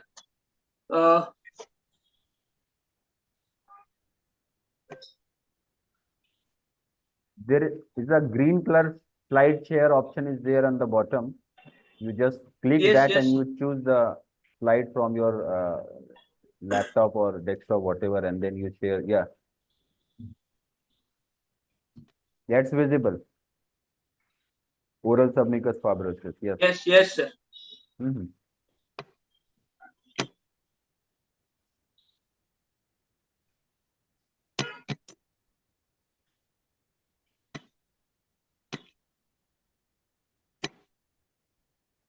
Dr. Kashyap, you please start your presentation. Yeah. That slides are moving. Yes. Yes, sir. Mhm. So the topic of my paper presentation is reconstruction flaps after fibrotomy in OSMF, a case series. These are my contents. Starting with the introduction, oral submucous fibrosis was the first person. Schwartz was the first person to bring this condition, and Indian Dr. Joshi in 1953 termed OSMF. It is an insidious chronic disease affecting any part of the oral cavity and sometimes pharynx. Although occasionally preceded by or associated with vesicle formation, it is always associated with juxtaepithelial inflammatory reaction followed by fibroelastic changes of lamina propria with epithelial atrophy leading to stiffness of oral mucosa and causing a trismus and inability to eat. So most common etiology is Ioccon twin, tobacco consumption, immunological, genetic, and the most common clinical feature are the burning sensation, ulceration, reduced mouth opening, fibrous bend are palpable, vertical or circular, restricted tongue movement may be associated with malignancy, loss of nasolabial fold or hypertrophy of the muscle. So the treatment modalities are preventive measures, nutritional support, surgical management, physical therapy, and medical treatment. In medical management, hyaluronidase and dexamethasone injection, interferon gamma injection, steroids, pentoxifylline, lycopene, turmeric, all are the medical management. And for the surgical management, we have to go from fibrotomy with the help of scalpel, electrocautery, or laser, followed by the coronoidectomy and temporalis muscle myotomy with the extraction of all the third molars and reconstruction with bilateral nasolabial flaps, tongue flap, buccal fat patch, split thickness, skin grafts, collagen membranes, and temporalis fascias. So these are the starting with the cases. Sabira Ben, 64-year female patient, came to our department with the chief complaint of a reduced mouth opening since last 4 years. Patient is a bit of tobacco chewing since 4 to 5 packets since last 12 to 15 years. Difficulty in eating and speaking. Burning sensation. Mouth opening was 2 mm. Vertical fibrous bend are palpable on right and left buccal mucosa. So our diagnosis was OSMF stage 4A according to Khanna and under the classification. And the treatment plan is intralesional injection along with medication and mouth opening exercise. And for the surgical management, bilateral fibrotomy followed by the coronoidectomy and temporalis muscle myotomy followed by reconstruction with nasolabial flap. So these are the this is the procedure we perform starting with the incision marking. Inverted Y-shape incision was given and 25 mm mouth opening was achieved after bilateral fibrotomy. After that we are going for the coronoidectomy and we have achieved 55 mm of the mouth opening and then incision marking for inferior base nasolabial flap. Then suturing of the flaps intraorally and extraorally, and this is the post-operative follow photograph after 3 week mouth opening was 25 mm. This is our second case, Mehul Bhai Parmar, 24-year male patient, complain of a reduced mouth opening and burning sensation on eating food since last 3 to 4 years.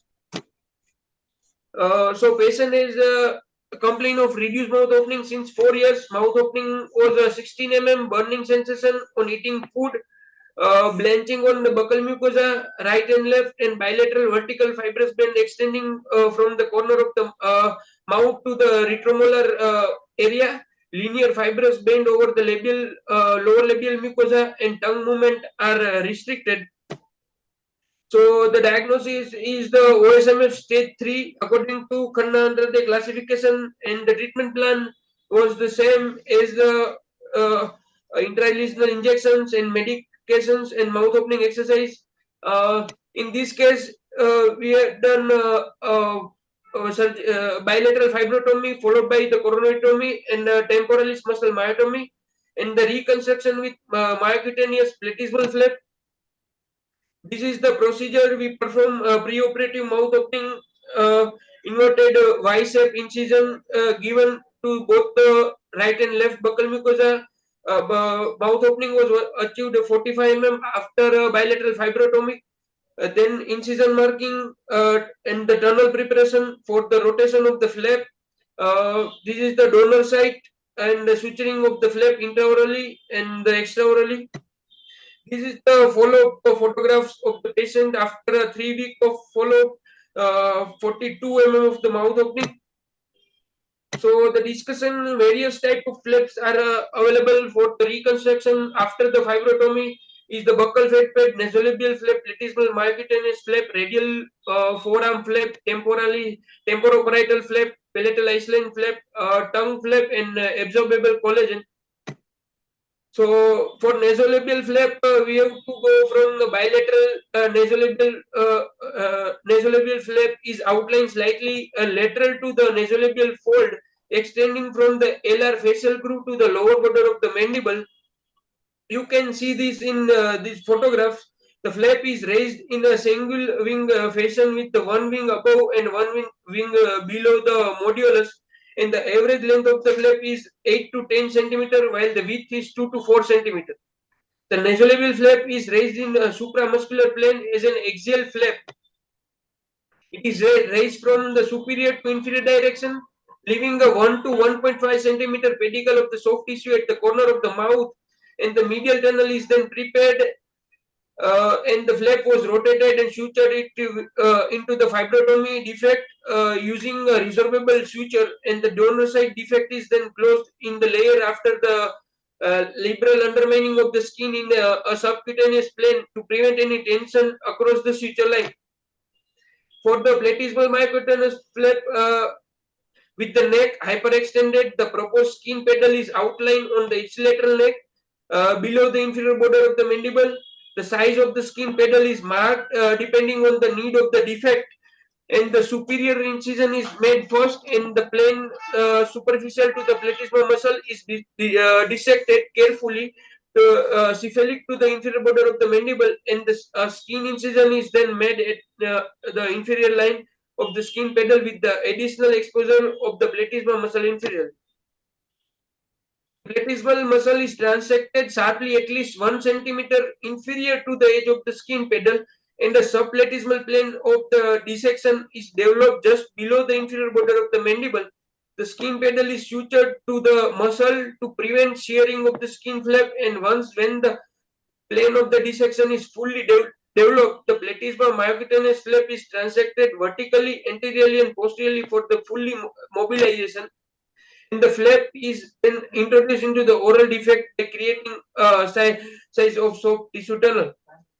The harvested flap is sutured to the defect which was created by the release of the fibrous band, and the donor site is easily closed in a layer to obtain acceptable cosmetic results. So the advantage and disadvantage of both the flaps are the nasolabial flap and platysmal flap.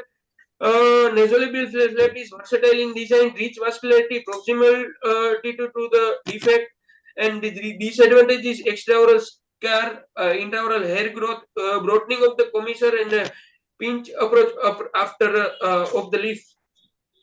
For the platysmal flap, advantage are the good color match, low donor site morbidity, scar are hidden under the collar, and adequate full thickness of, for the defect of the orofacial region. Disadvantage for the platysmal flap cannot be used in irradiated patient and venous congestion in the flap.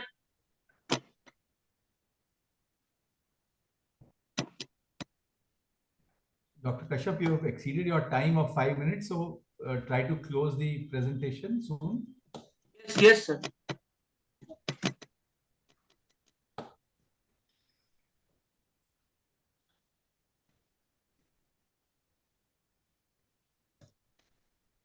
This is the article. One shows the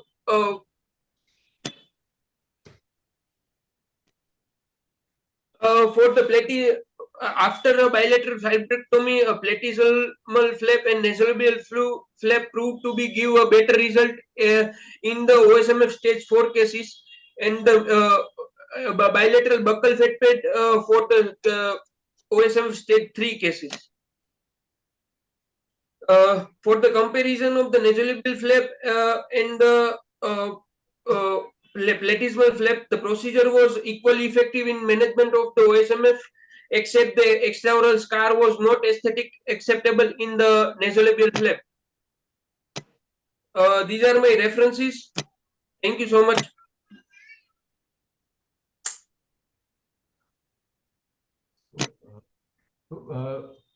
Dr. Kashyap, I have one observation. It's not a question. Ethics demands that you do not display the name of the patient who has been treated. You must remove the names from the slide, name of the patient. That is important. You cannot do that. One. Number two is that what I find is that your follow-up of these patients, for success, long-term success, we should have a follow-up at least over 6 months to 1 year. So that follow-up has not been clearly defined in your presentation. Otherwise, you have given all the options quite okay. So that's okay. We can move on to the next presenter, Dr. Anwar. Okay. Thank you, sir. Dr. Charlie. Our next presenter is Dr. Supreet Kaur. Dr. Supreet, are you there? Please unmute, share your slide.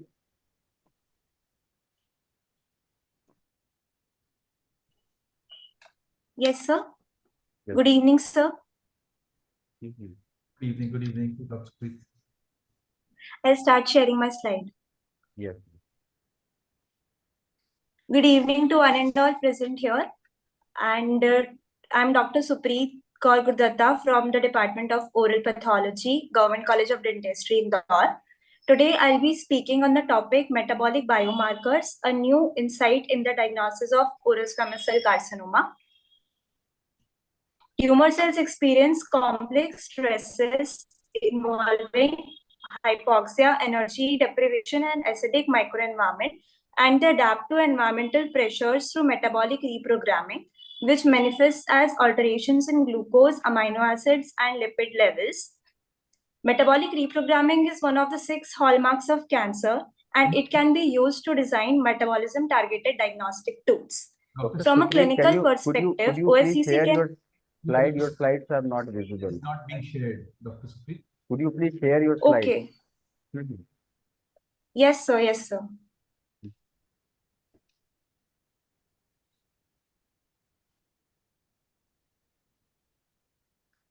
Is it visible, sir? No, it's not visible yet. Open the PPT and then do it, and then you go to screen. Yes, sir. I'm doing that only.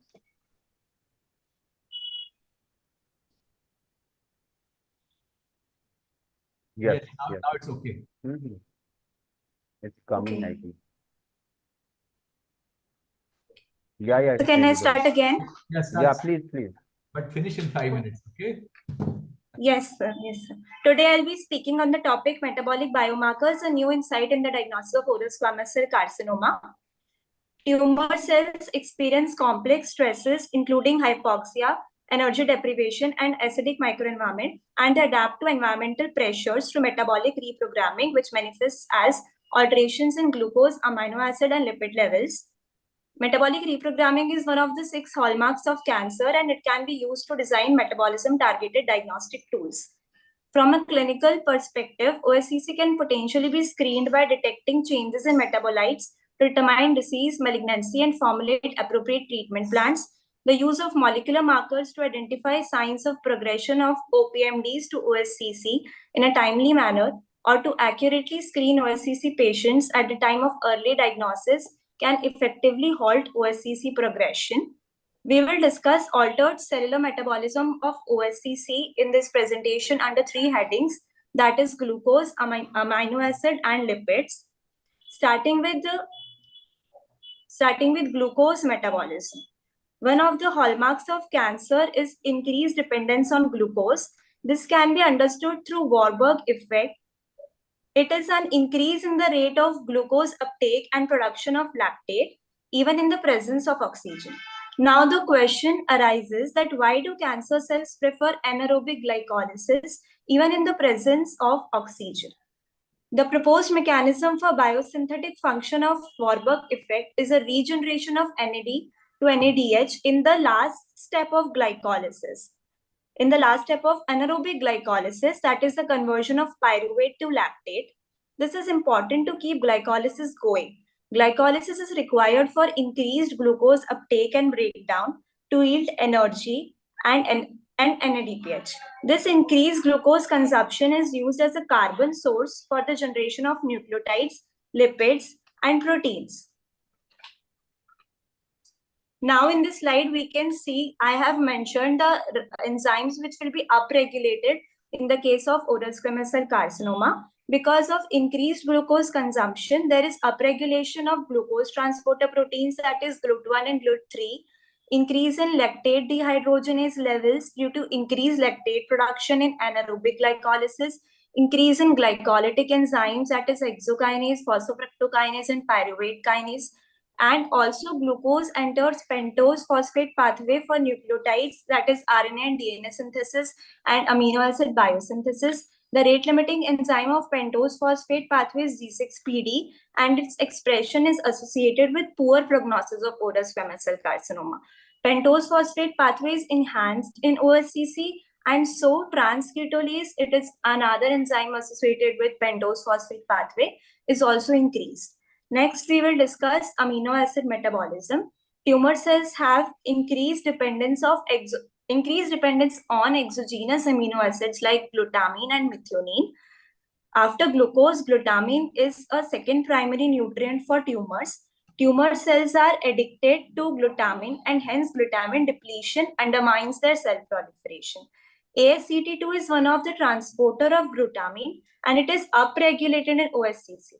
By depleting glutamine, by inhibiting ASCT2, we can impair OSCC proliferation. There are multiple roles of glutamine in OSCC progression. It replenishes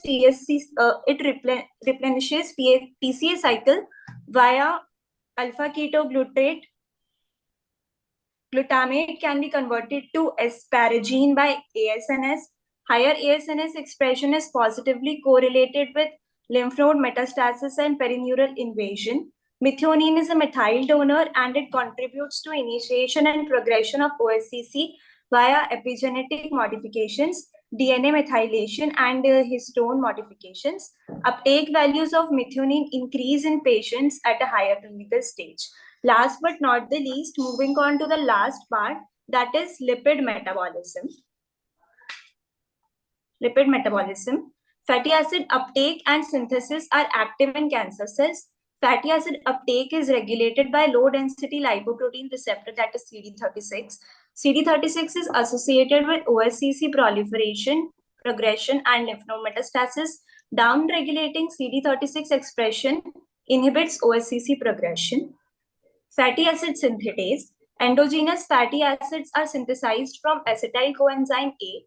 Fatty acid synthetase elongates acetyl coenzyme A to yield palmitate. Fatty acid synthetase is upregulated in OSCC, and higher FASN is associated with advanced disease and poor prognosis. Cholesterol is an important component of lipids, and therefore it is important in OSCC progression because it is an important constituent of membranes, and it is also involved in cell signaling pathways. And apolipoprotein E is a plasma protein which participates in the transport of cholesterol. Shutting down cholesterol efflux by silencing apolipoprotein E expression impairs OSCC invasion. Salivary prostaglandin E2. COX-2 derived prostaglandin E2 promotes tumor growth by activating signaling pathways, which control cell proliferation, migration, apoptosis, and angiogenesis. Both COX-2 and PGE2 are elevated in OSCC. Now, this is the last slide for the presentation. This gives a gist of all the metabiomics of glucose, amino acids, and lipids, which we learned before. Early diagnosis markers and precision markers are listed here, which have already been discussed before.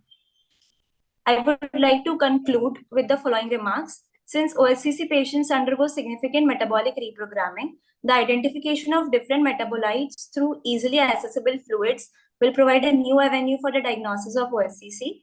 Although great progress has been made in metabolite-targeted diagnosis, there is still a long way to go.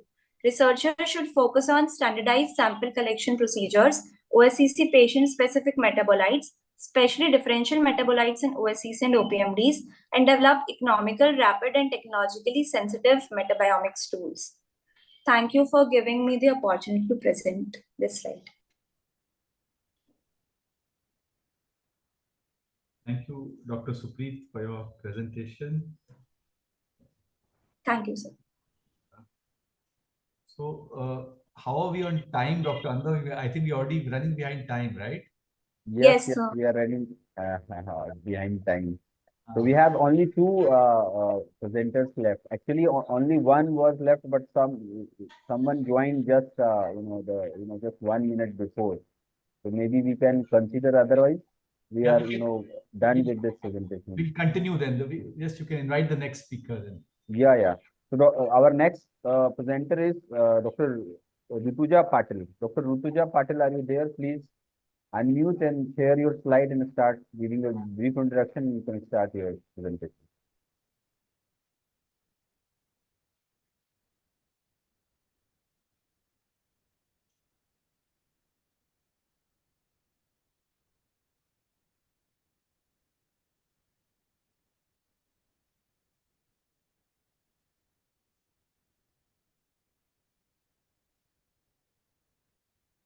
Dr. Rutuja Patil, are you there?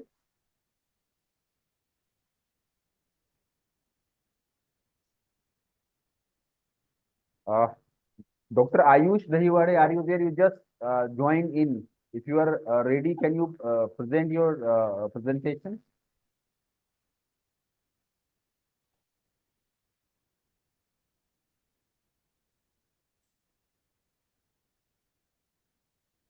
Dr. Ayush?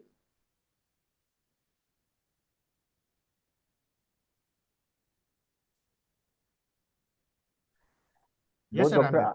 Yeah. Should I proceed, sir? Yeah, please. Okay, start. Yes, sir.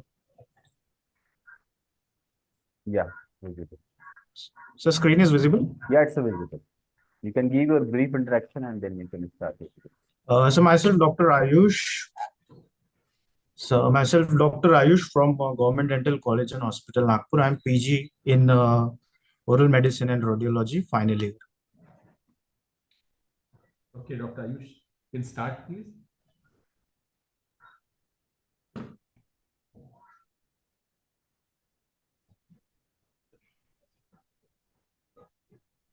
Your first slide is visible.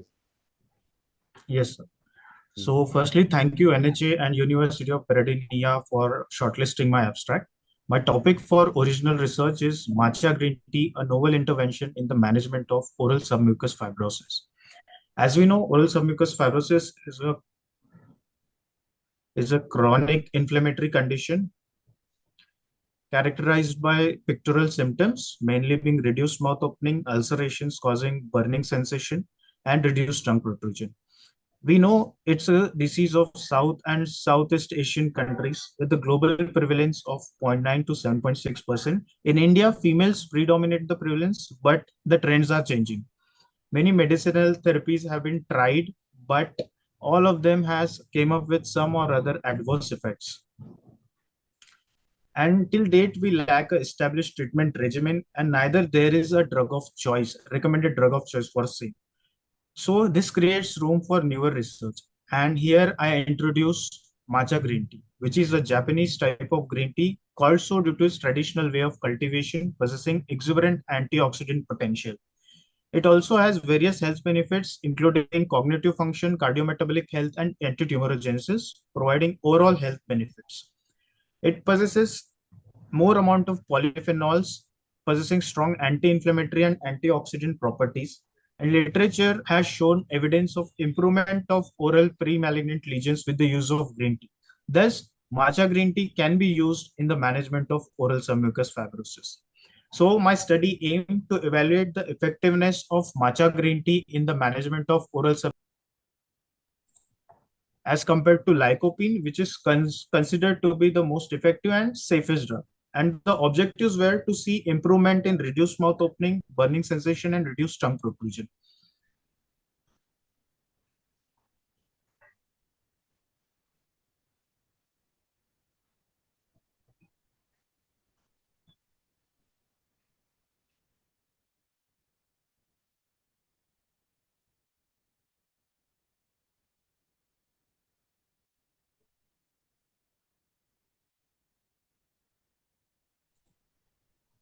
So my slides are not visible. We are able to see this one with the objectives and the 3 points mentioned beneath that. Yes. Okay. Sir. So actually, it's not changing. I'll switch, sir. After it's not changed, I think. Yeah. Yes, sir.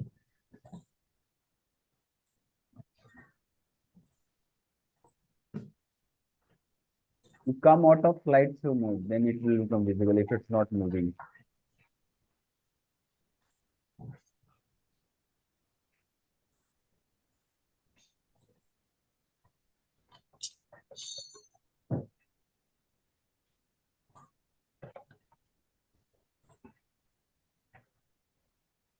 Yes, I'll try.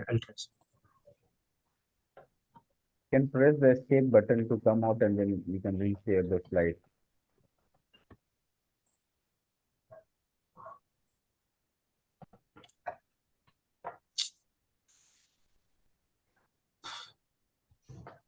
Yes, sir. Yes. Yeah, moving. So now it's in. Yes. Yes. Yeah, it's okay now. So for grading, we used Khanna and Adrade classification. This was a prospective randomized parallel arm double-blind clinical trial. Included patients were in the age range of 18 to 16 years, insulinceasal range 15 to 35 mm, no history of prior treatment, and patient willing for habit cessation. Excluded patients were those having any systemic disease, pregnant and lactating mother, presence of other pre-malignant lesion, and history of hypersensitivity or any other abnormality. With the following sample size formulation, we calculate it to be 30, but to avoid attrition, we increase it to 35. After ethical approval and CTRI registration, clinical evaluation of patient was done, and they were screened for inclusion and exclusion criteria. A written informed consent was obtained from all the suitable candidates, and they were allocated in Group A and Group B respectively. Treatment was given for 3 months. Recall was scheduled at 1 week, 2 week, 4 week, 1 month, 2 month, 3 month, and post-treatment follow-up was observed for 3 months on monthly basis. We achieved blinding by providing the capsules in similar amber-colored bottle, and investigator was blinded by assessment of outcomes by another investigator who was blinded to the interventions. Group A received matcha green tea 800 milligram, which they have to open it, pour it in hot water, and drink it, which was given twice a day for 3 months. Why 800 milligram? Because studies had shown that there were no adverse effect when polyphenol content was near to 400 milligram. So in 1600 milligram, 400 mg of polyphenols can be considered safe for avoiding any adverse effects. Group B received lycopene 5 milligram twice a day for 3 months. So total interventions were matcha green tea, placebo, and lycopene, along with physiotherapy. Tools were vernier caliper, visual analog scale, and stainless steel scale, and any side effects were also recorded. So coming to results, 33 in Group A and 32 patients in Group B completed the study. There was equal distribution for age. There was male more dominant in the study, and also stage 3 patients were more. The baseline parameters were almost equal for interincisal distance, VAS score, but was different for tongue protrusion. On intra-group comparison, there was gradual increase in mouth opening in both the group, but on intergroup comparison, post 1 week, we can see there is significant improvement in group A, that is the matcha green tea, as compared to lycopene. Similarly, for VAS score, there was gradual decrease in VAS score in both the groups, but on intergroup comparison, there was marked decrease, the significant decrease in VAS score from first week onwards in group A, that is patients receiving matcha green tea. On intragroup comparison, tongue protrusion was gradually increased in both the groups, but since the baseline values were different for tongue protrusion, the mean was adjusted, and till 2 weeks we can see there is significant difference in tongue protrusion, but 2 weeks onwards there is almost equal improvement in tongue protrusion in both the groups. So this is the table of statistical analysis. There are all significant values except for tongue protrusion for first and second week. Anecdotal reports in Japanese literature state that drinking green tea makes the mouth clean. And this is the first study to reveal the efficacy of matcha green tea in OSMF as compared to lycopene. Kochman et al. Studied the anti-carcinogenic and anti-inflammatory properties of this green tea owing to the presence of catechins, vitamin C, phenolic acid, and EGCG. EGCG is the main polyphenol in 1 cup of matcha green tea. It's equal to 10 cups of regularly consumed green tea. Hence, it was used as intervention of choice than the regular green tea. The probable basic role at molecular basis, it has effect on scavenging the free radicals, it increases vascularity, causes repair of the atrophied cells, and the pyrogallol structure of the matcha green tea has metal chelation properties, causing chelation of copper, thus reducing activity of lysyl oxidase. It has also a reversible role on abnormal cross-linking of collagen, thus reducing the excessive collagen production. Kumar et al. And Gupta et al. Studied the properties of lycopene and stated that it can be used as first line of therapy and showed statistical significant difference in intra and intergroup comparison. We found similar in our study. But matcha green tea showed significant improvement in mouth opening and reducing burning sensation and was equally effective as lycopene in improving tongue protrusion. This could be attributed to the ORAC values, that is the oxygen radical absorption value, which is more for matcha green tea as compared to lycopene. According to Jacobzi, matcha green tea has exceptionally high rutin content, which is 1968, while that of tomato, which is considered to be highest source of lycopene, is 1700 milligram. Thus, higher content of rutin and other micronutrients could be responsible for improvising epithelial integrity and thus reducing burning. 7 patients had difficulty in tolerating unusual taste and 5 patients reported nauseatic sensation. This could be attributed to the presence of catechin, which produces slight astringent taste and also cause increase in release of acidic juices, which causes nausea.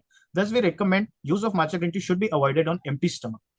Coming to economics, it costs approximately 20 rupees per day, which is less than a cost of a cigarette and much lesser than what addiction truly costs. So concluding, it proved to be effective in relieving symptoms. It can be considered as a better, easy to use and economic alternative. Not only improves oral health, but also improves overall sound health. And we recommend further RCTs to evaluate different dosages and formulation. In the end, I'll say we have 2 choices in life. We either die or do something with our time. Anyways, we are going to do something. Why not write? Why not write the beautify the literature by writing newer innovative interventions like matcha green tea? These are my references. We have also received a copyright from Government of India for designing the molecular basis. In the end, I'd like to thank my guide, Dr. Ashita Kadaskar ma'am, for guiding me throughout the research. Thank you. Thank you, Dr. Ayush. So this was a part of your dissertation? Yes, sir. Okay. And you have used sort of 3 parameters. One is mouth opening, then burning sensation, and tongue protrusion, right? Yes, sir. So when we talk of matcha green tea or we talk of lycopene, they may have a role in preventing further collagen sort of cross-linking, but what is their effect on collagenolysis? Do they help to break down the existing collagen? Do you have any evidence to that effect? Sir, not exactly break down collagen, but it can prevent the further progression of collagen cross-linking. So then how And does it, physiotherapy, so how does it improve the mouth opening? It can maintain the mouth opening, may not make it worse, but how does it improve the mouth opening? That's my question basically. so the EGCG has shown a role in breaking the bonds, the covalent bonds between the fibroblast, and thus it causes separation of the fibroblast, and thus increases the mouth opening. And is this effect, long lasting? What is the longest you followed up your So patient? we recommend further RCTs for same, but we recommend the patient to continue with the physiotherapy. It will give an aid to matcha green tea. Okay. Thanks. Thank you, Ayush, for the presentation. Yeah. Thank you, sir. Thanks, Dr. Ayush. We have the last presenter, Dr. Rutuja. I think Yes, Dr. sir. Rutuja is there. Yeah. Yes, sir. So am I Yeah, audible? yeah, you are audible. Yes, sir. You can share your slides. Yes, sir.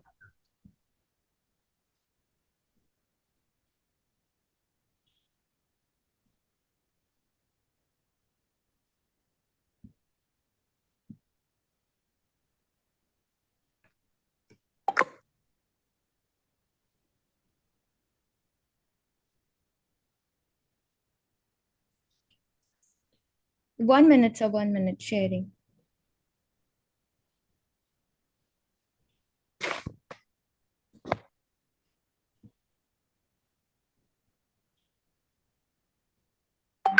Yes. Yeah, that's okay. Your slides are visible. Yes, sir. You too from Indore. Yes, sir.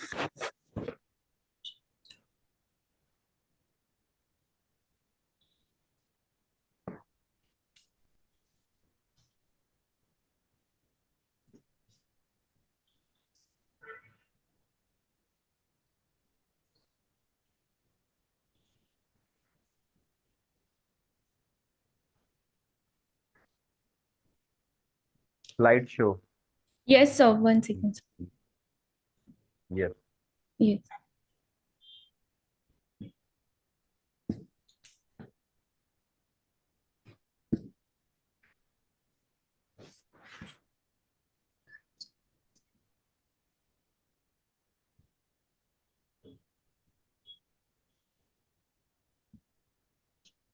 Yes.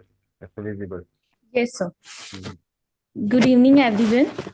Today, I'm presenting a topic, emerging role of probiotic, prebiotic, symbiotic, and postbiotics in oral cancer management.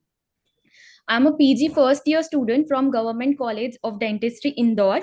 What are these biotics basically? The prebiotics is the group of nutrients which are degraded by the gut microbiota. The probiotics are the living microorganisms which have intended to have the health benefits.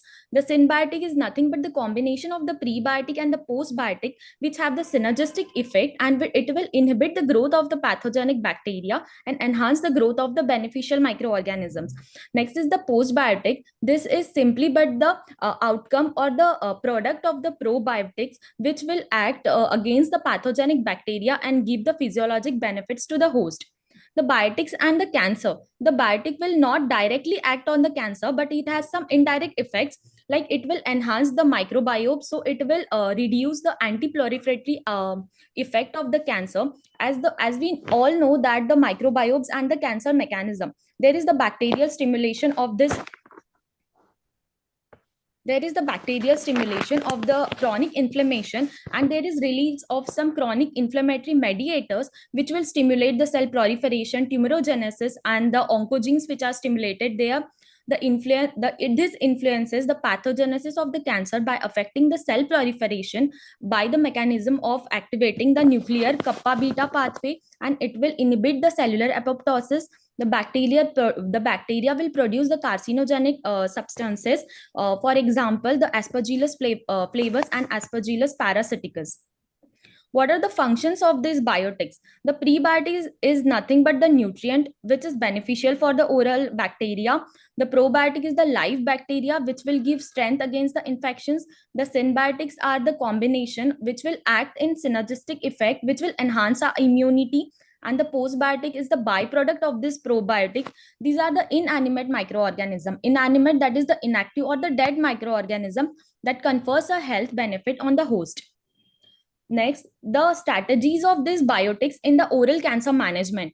First, the P. melanogenica, Streptococcus mitis, and C. gingivalis, they are present in the saliva of the oral squamous cell carcinoma patient. So these probiotic bacteria will act as a tumor marker. Next, some prebiotics will act as an antibiofilm and antibacterial. That is, they will form a biofilm above the cancer cell, and they will inhibit the cancer cell proliferation. Next, some probiotic or postbiotic will immunomodulate the cancer cell. They will not kill directly the cancer cell, but indirectly they will kill the cancer cell. And some postbiotic will release the short chain fatty acids or polysaccharide, which have the anti-cancer agent and will suppress the cancer activity. All of these together will inhibit the growth of the oncogenic bacteria. Then the role of probiotic as an individual in cancer cell management. When probiotics are given orally, they will inhibit the oral carcinogenesis by protecting against the oxidative damage and reducing the COX-2 expression, by decreasing the cancer progression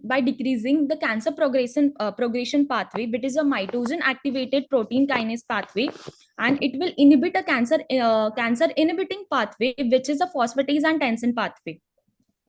Then the prebiotics. Prebiotics has a major role in oral carcinogenesis. It will weaken the cell-to-cell adhesion, so it will stop the metastasis. As we all know that glucose and fatty acid are necessary for the carcinogenesis formation or the oral cancer bacteria. So it will lower the concentration of the glucose and the fatty acid, and it will enhance the immunity.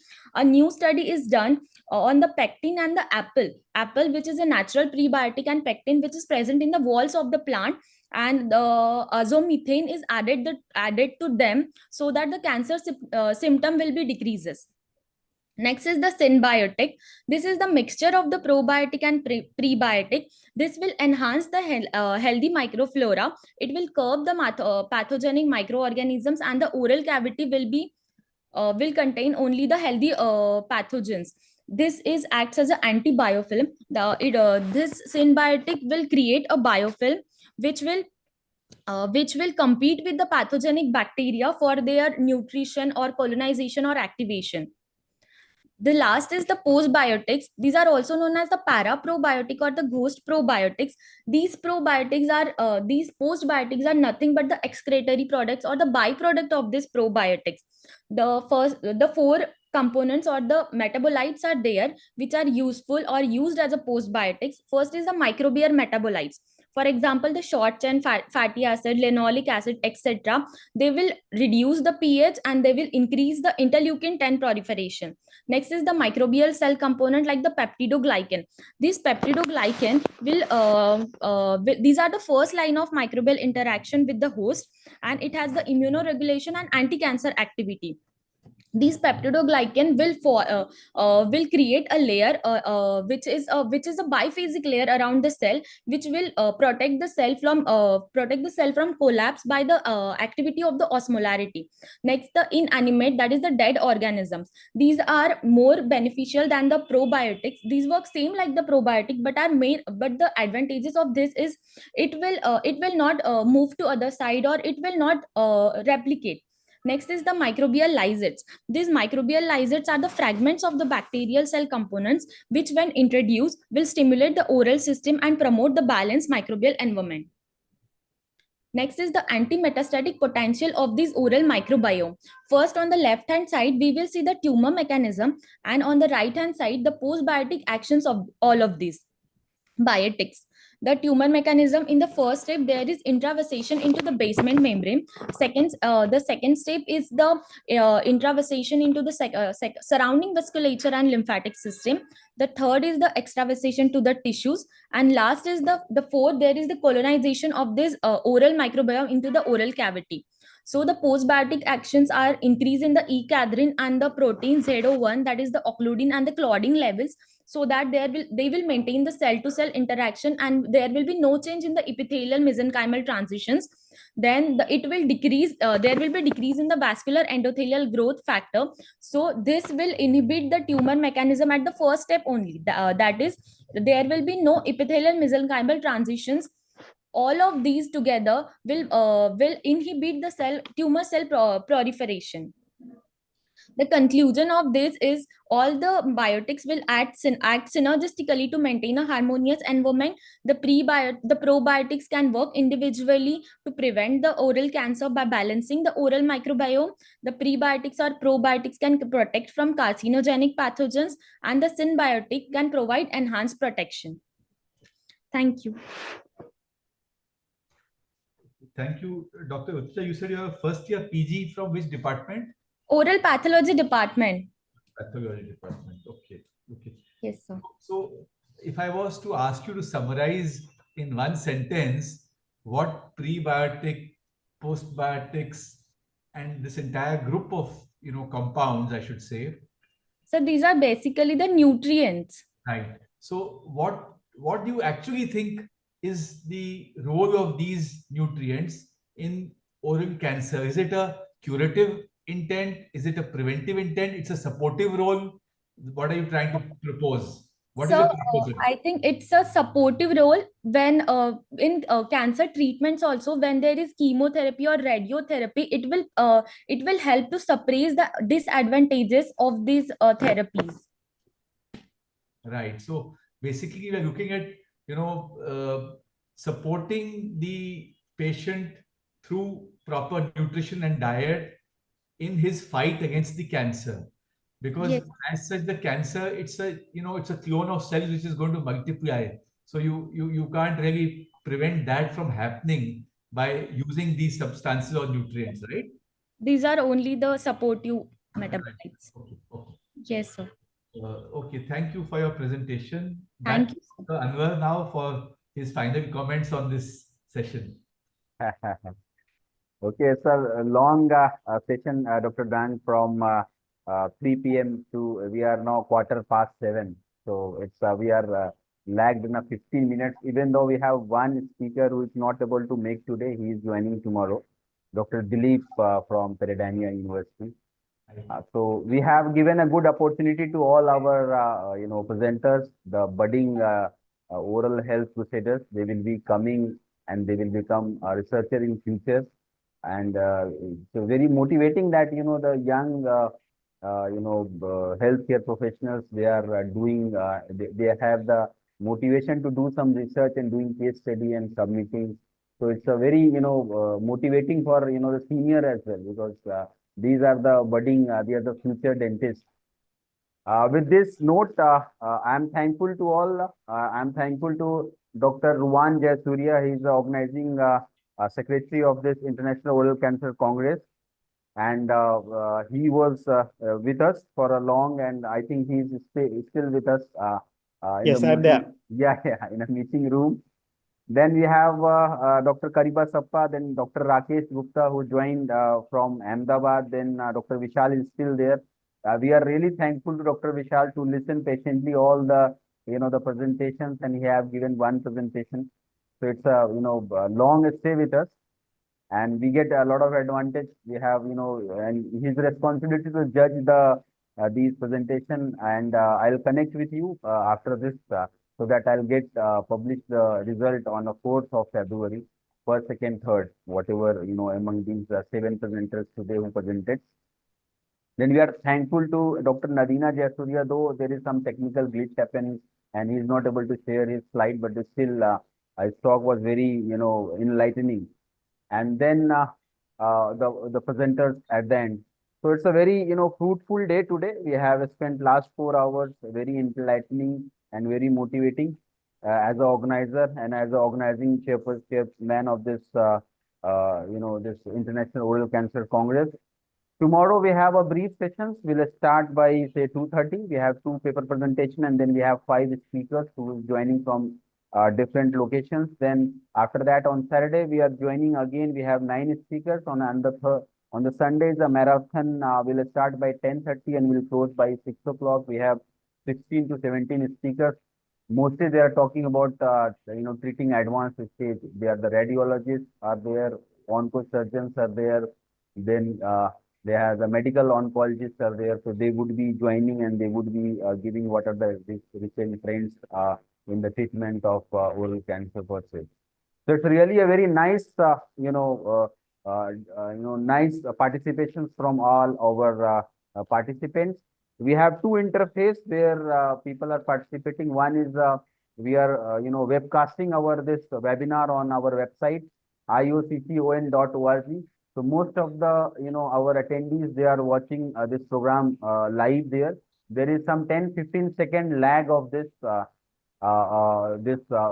event flow, and there are some 25 presenters who are in the Zoom room. We are allowing them, those who are the speakers or those who want to ask questions, so they have the opportunity to unmute.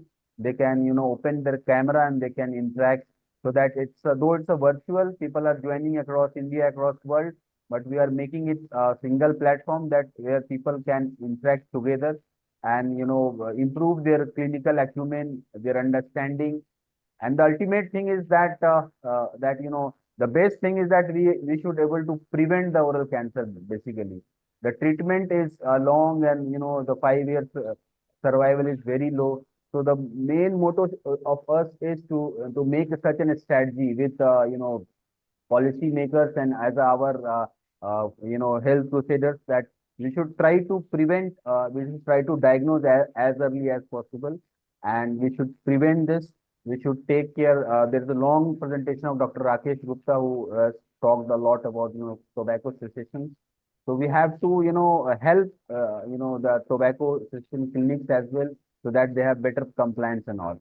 So with this note, I am just signing off for the day, and tomorrow we'll again join at 2:30. Dr. Ruwan, if you want to add something, you can add. No, Dr. Narwal, thank you very much. And you have explained everything very well. And Yeah. I'm sure the participant must be tired by now. Yes, of course. Okay. So we are signing off. Thanks everybody. Thanks speakers, moderators, and all attendees. Thank you all. I'm just signing off for the day. Thank you. Thank See you. you all tomorrow. Thank you.